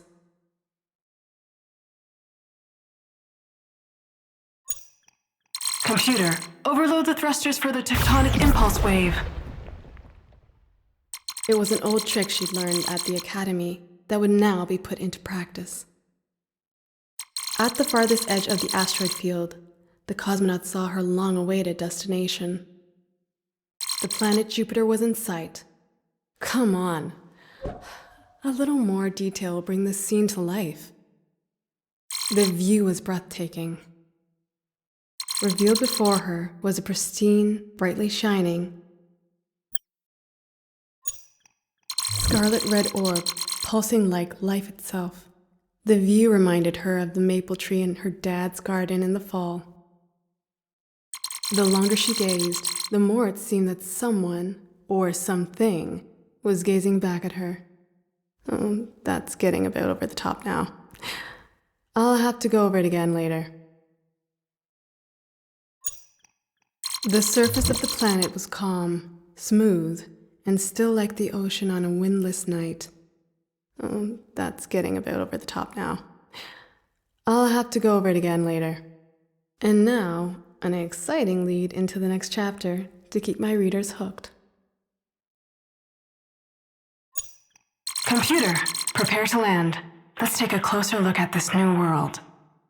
Course calculated. Landing initiated. The communication model emitted a signal. What's that?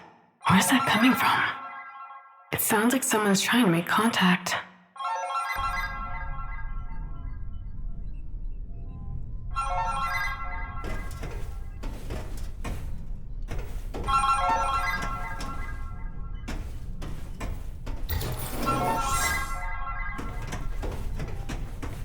This is a space cruiser Meteor heading to the planet Jupiter. To whom am I speaking? Come in. This is Bulow. I hope I'm not disturbing your work too much. Yes, Comrade Bulow. Hello. I was actually just about to take a break. Oh, the new revision is almost complete. Yes, exactly. About your novel, hang on. The one called... Yes. I'll go through it slowly so you can write it down.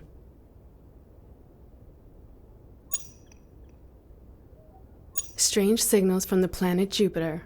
Yes, exactly. course, that's the name. Yeah, it's a powerful title. So about the new draft. I've just come out of a meeting with the publishing authority. Yes? Unfortunately, there are still one or two issues. You know what they're like. It's nothing personal. Yeah, I know. First of all, regarding the main character and the idea of a female cosmonaut, think about character leads like Yuri Gagarin. People just relate more to male protagonists. Well, I think... And then we're a little uncertain about whether landing on an alien planet might not just be altogether reckless. After all, the crew doesn't know anything about the political positions of the inhabitants. Imagine suddenly finding yourself in the parko of the aliens. Unthinkable. But it all revolves around that. That's the core of the entire story. And the book is almost finished now. It will only be finished once the approval procedure's complete. Zelinsky, you have to deliver now. Yes. Maybe you could contact your father, Carl. Because he did everything you told him to, but the book is almost finished. Excuse me? Miss Zelinsky? That's fine, Comrade Bulow. I'll take care of it without my father. What a disaster. They want me to change everything. How am I even supposed to manage that? I have to pull myself together now, or else everything will blow up in my face. Attention, fluctuation in the fabric of space-time. Danger, danger. Back to the bridge.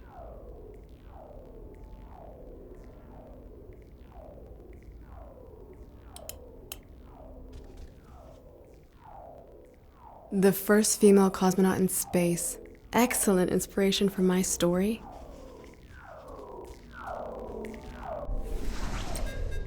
The space cruiser Meteor had run into massive turbulence. It almost seemed like the fabric that made up interplanetary space was being torn apart.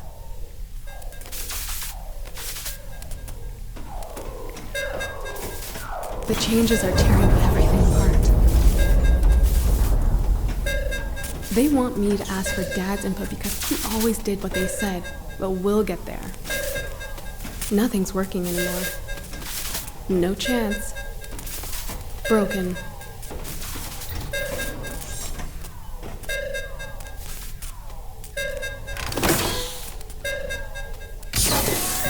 The maintenance hatch. What a mess. Right. Stay calm. We can do it. What did Bulow say? No female protagonist. Contact is too dangerous. Where do I start? What if I just changed? Maybe I can appease Bulow if I change the flashback into the cosmonaut's past in Chapter 4? And maybe if the female main character isn't quite as independent. But if I change that, it will obviously impact everything that happens later. Oh geez, the simplest chain reaction. A cascade, a butterfly effect. Maybe it would be better to go to Chapter 5 and change the focus here. I was never keen on the orbiting of the moon anyway. The crew instead had problems with... The crew could find an interplanetary space casino that would obviously be run by Westerners. They steal money from our heroes, and that would also give me an explanation for the lack of fuel. Will that help, though? The core of the story is supposed to be about something completely different. Come on, Antonia. Let your imagination run wild again. What if we spice up the story with real science fiction elements like... The story begins in an underwater laboratory. A lone scientist, a sea amoeba, a great love story. It's only getting more complicated. Don't let it drive you crazy, Antonia. Concentrate on the core of the story. The core.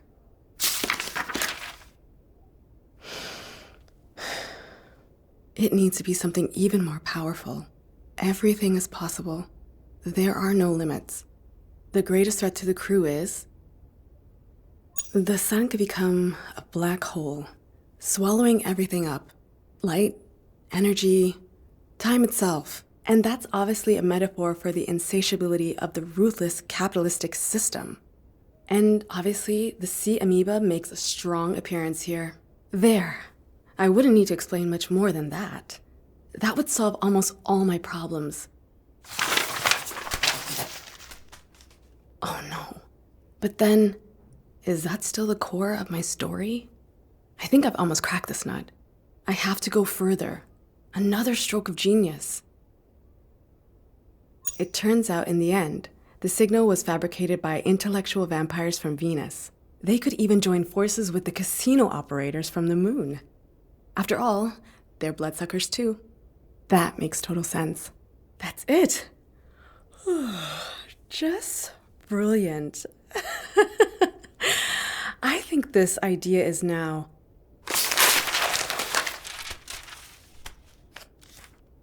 complete garbage.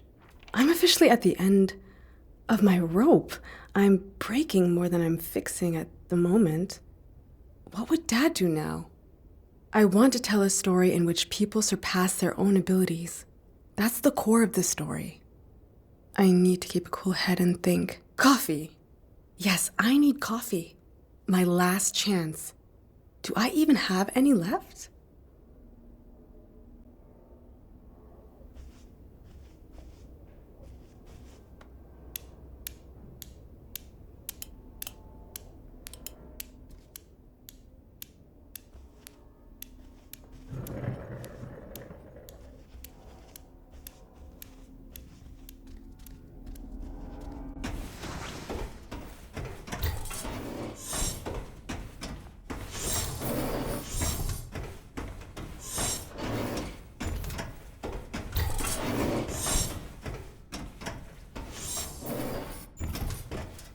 Every story has an ending. Like this one, for example. The crew had to sell off this part of the ship to settle their casino debts. I can't get Bulow's comments out of my head. Every story has an ending. Like this one, for example. The crew had to sell off this part of the ship to settle their casino debts.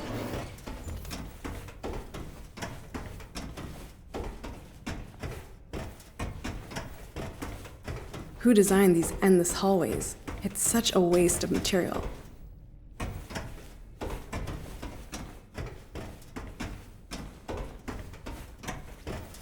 Bulow and all his changes. I guess I'll have to fight to have a female protagonist in my own book.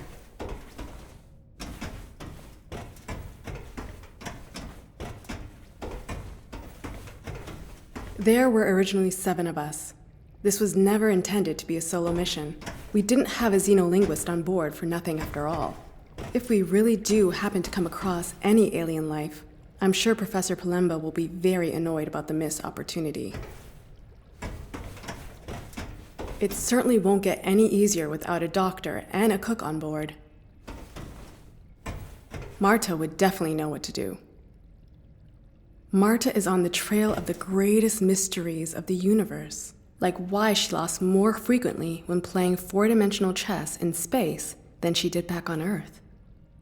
Marta is on the trail of the greatest mysteries of the universe. Like why she lost more frequently when playing 4-dimensional chess in space than she did back on Earth. Liu saved us all. For that reason alone, I have to see this mission through to its end. Heike Jung, the pilot. That's me. Miss Zielinski, this is Bulow. The publishing authority still has a few questions regarding the commander of the ship. The black hole. You see, the Commodore is a capitalist Westerner, an American even. That's obviously an issue. Gibson? Yeah, but he moved to Berlin with his parents as a child. We know, but it's too confusing. Make it neater. Wouldn't it be better if he had grown up in a socialist sister country? But don't you think that? A socialist sister country. Come on, Zielinski, you're an author. Just pick one. Can't be that hard. Of course, the Commodore could be a good party activist. The Commodore was first and foremost a Soviet patriot. Wonderful. wonderful and excellent suggestion. And instead of hamburgers, he loves solyanka. How exciting. Just like always, well, I could care less. Coffee. I wanted to grab coffee. It'll clear my head. Whether American, Russian, or Martian, the Commodore is still a role model for the crew, if not for the entirety of humanity itself. Hello, this is Bulo. You're sure on the phone a lot when you should be writing. Ecology? Sorry? Ecology is a contemporary topic, and we think it would work really well for your story. Clean air is really wonderful. The publishing authority agrees. Do you think we can squeeze that in? Air? Of course. Actually, there is simply no air to breathe on board the ship, hence the spacesuits. I want to go over this topic again later. Have you spoken to your father yet? Well, we agreed that I would work it out myself, didn't we? Oh yes, apologies. My mistake. So, fresh air, yes, write it in. Impossible. Oh, whatever. It's illogical anyway, but maybe the ship could just have... The constant fresh air on board reminded the cosmonaut of her faintly remembered walks through the forests around Berlin. Oh, it's just complete nonsense.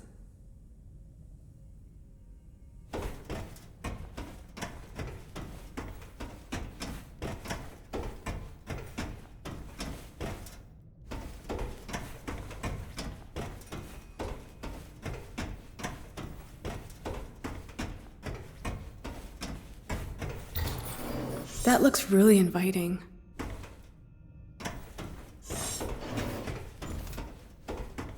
Bulu again. About the spacesuits. The way you've described them, it's just... I can't get the image of the suits from those silly American films out of my head. Excuse me? What? It would be bad if other readers also think of an American. I mean, in terms of appearance. Because of the spacesuit. We have to do something to help them there. I mean, you, as the author, have to do something. Look, the suit that Yuri Gagarin wore, that had a special something. What's it called again? Aesthetic? Yes, exactly. Aesthetic. Very apt. Goodbye. It's like being in a madhouse. I think I'm beginning to understand how Dad must have felt. The cosmonaut wore her comfortable SK-6 spacesuit, the bright orange of the outer material manufactured by tireless workers' hands.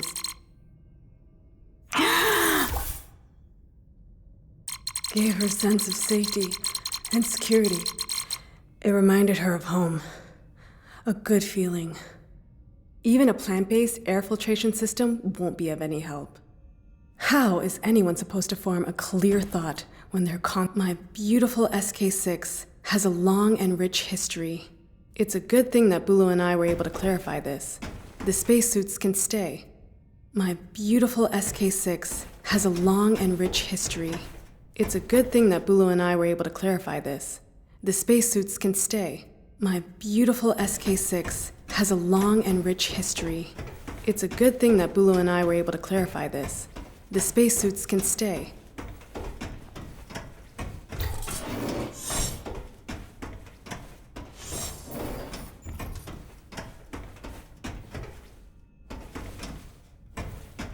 How comfortable.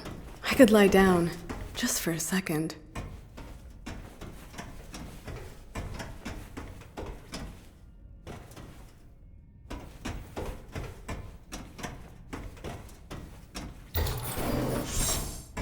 I could imagine spending time here, with a coffee.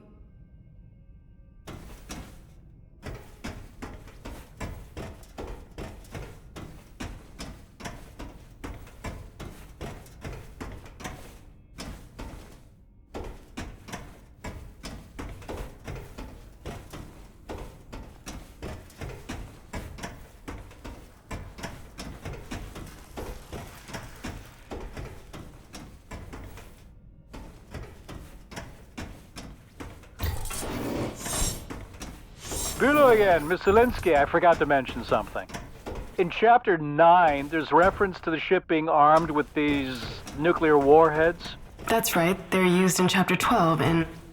We know. Only do you not think that these days, I mean, just the word nuclear triggers some pretty strong feelings? I once had a similar discussion with your father. Yes, and in the future, these once deadly weapons are used peacefully and demonstrate how humanity as a whole has evolved. It's important, Bülow. Bülow? Are you still there? Cut the nuclear weapons, or the publishing authority will cut your book. It is despite sufficient capacity, the ship obviously did not carry any nuclear warheads. Where you may have once found deadly weapons, you would now only find the socialist drive for world peace and boundless love. All of these changes are a nightmare. I have to focus and keep the core of my message. I need a break. And then I'll start a respectable career, I think. Finally! The coffee room. We often sat here together with the crew and just had fun. From here, you can see the space cruiser's best side.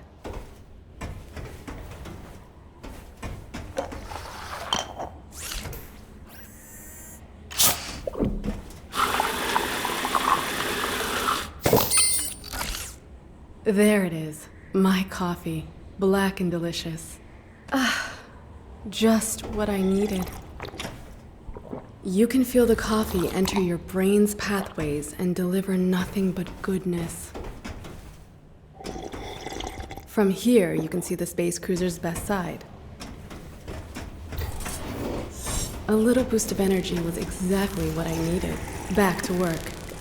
Bülow and the publishing authority are a disaster, but I'm not giving up yet. The core of the story is damaged, but it's still there. Nothing has been in vain, as long as I keep the core of my message. Miss Linsky, I have good news. The publishing authority has suggested that we get your father in on the project. Sorry? Your father is an accredited author. The publishing authority trusts him. He could help us. He could especially help you. Bülow, you can't do that. All I'm saying is the publishing authority's patience has its limits. They could still reject the book. And, if I'm being honest, the decision's already been made. The manuscript is already with your father. Excuse me? What? I know it isn't easy, but I'm sure that this is the right path forward now. Oh, of course. Fantastic. We're in agreement then. Bülow! You've got to be kidding me. This is bullshit. I'm sure I can persuade Dad to keep his hands off it. But then they'll make me write loop after loop until nothing is left of the core at all. If the core of the story is really this important to me, then Dad can put his name on the book, and maybe it will get through that way. But then, what about me?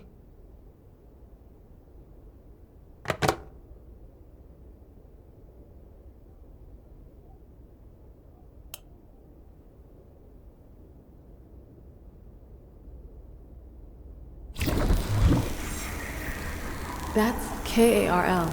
It stands for Kinetic Artificial Repair Lead. It's a maintenance robot.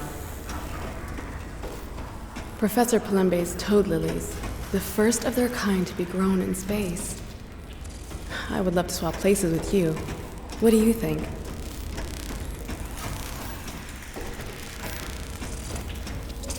I'm not actually trained to mess about with the core at all. If I had just left my chief engineer in the story, instead of sacrificing her to align the forward shield, she always had her optronic coupler with her. Let's see. Miss Zelinsky, we have to talk about the technology on board the ship again. We think the designations for some of the tools are a little too elevated. Factory workers, farmers, they shouldn't feel excluded as readers. But we're talking about a spaceship here, not a Trabant. We don't think that the main character necessarily has to have an academic background, right? Understood. What if instead they were an assembly line worker? A farmer would be better. A simple farmer. What a great idea. Wonderful. Goodbye. What should I use to open the hatch? Whatever you want, Bulo. Fortunately, advanced socialist technology during the era of space travel had remained robust and accessible.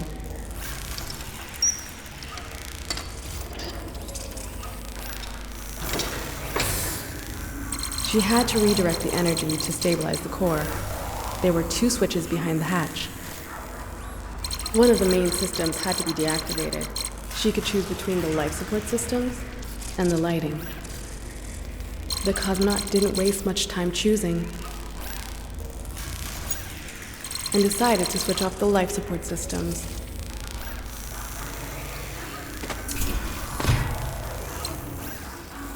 The temperature fell by 10 degrees Celsius in the blink of an eye. So cold.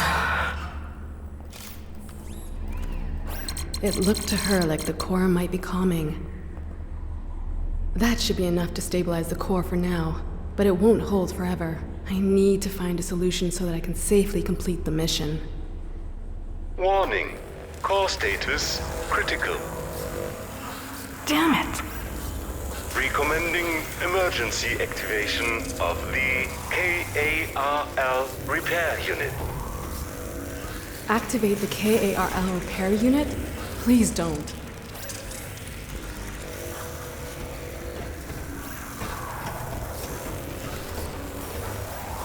The core is completely out of control.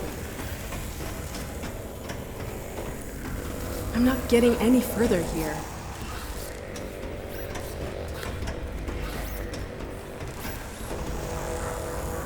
The core is completely out of control. The printer's just spitting out error codes. I know Bulo wants me to ask Dad for help, but I have to do it myself. Activating KARL would mean admitting failure. Everyone says I'm lucky to be the daughter of such a famous author. It's just that the author in question is a stooge of the system. I will lose my shit if this telephone rings again. Comrade Bulo, please let me work. Tony? Hello, it's me, Dad. I wanted to see how you're doing with all the chaos. Dad, this is a really bad time to call. I just wanted to ask one thing. Was it your idea to send me the manuscript, or was it Bulo's? Honestly, it was Bulo's idea. That's what I thought. Bulo, you dog. Dad, listen. I have to do this myself. This has to be something meaningful. And even if I'm not sure how right now, I have to do this on my own. I've read it. What you wrote. The manuscript. It's really good. Sorry? It has so much to say about us. About everything. It has a true core. But they'll never let it through with your name on it. You know that. That's why you're out of time. The core is already severely damaged. It risks destroying the entire ship. But how are we going to complete the mission without the core? What do you think is the most important thing about this mission? You will have to make a decision. I want to send a message to the world. I have to protect the core. That's what makes you different from me. Where I caved, you stood strong. I'm proud of you. That means you'll need my help. I'll save the core for you, but you will not witness the end of the mission. All of this, nobody will be able to take it away from you. You will change something.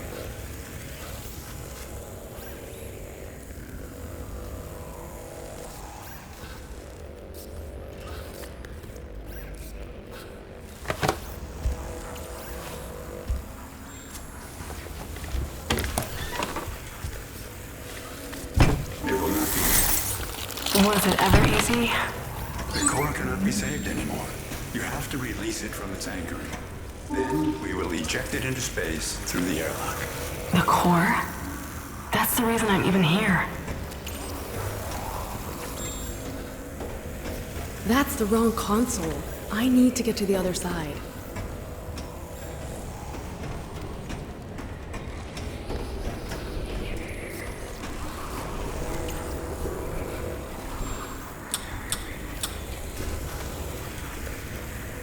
It contains everything that was important to me.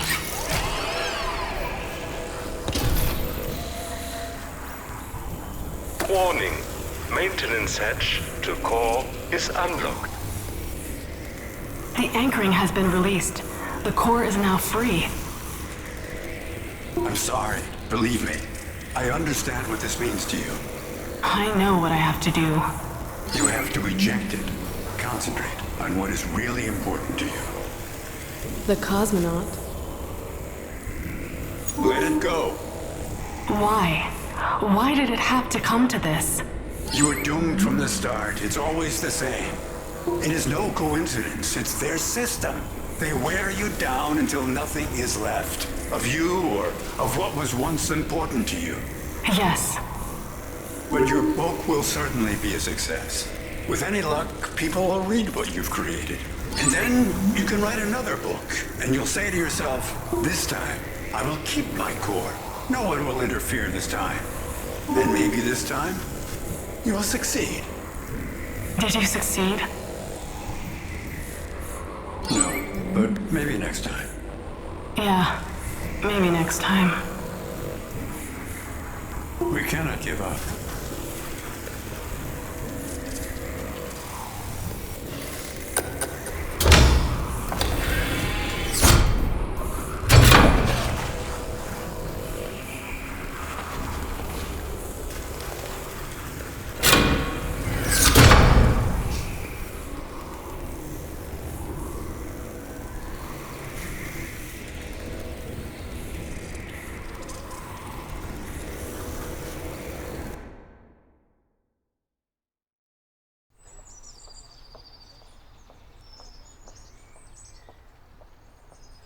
When you make up a story, you're always taking on a bit of a person you're telling the story about. This is really how it is. The novel, Strange Signals from the Planet Jupiter, was published the same year. At some point, the publishing authority had nothing more to complain about. You just have to keep at it, and sometimes you also need a little bit of luck. I like it. Antonia wrote lots of other stories. Even though Antonia had to change her book quite a lot, her voice still made it out into the world. As a successful author, she went on to write other books. You know, Dilara, sometimes you have to grit your teeth and bear it as there's no other way. I like to put the necklace in the box. That looks great. For Tony. The underground fighter. What a wonderful collection. An entire century in one box. I'd like to keep it now. Yeah, you do, don't? Come on, I'll show you something. I found the perfect hidey hole.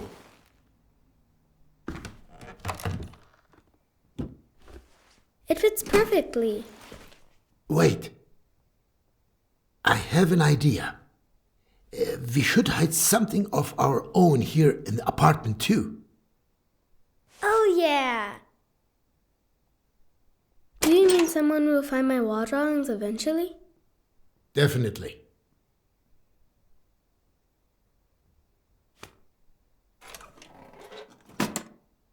Shall we?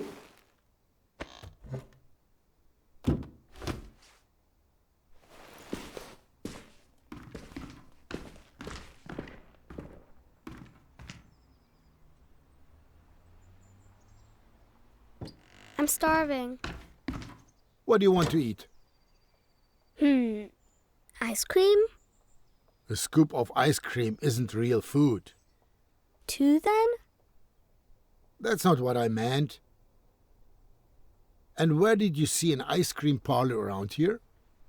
An ice cream from my store would be okay too. Nah, a scoop of ice cream from an ice cream parlor would be better.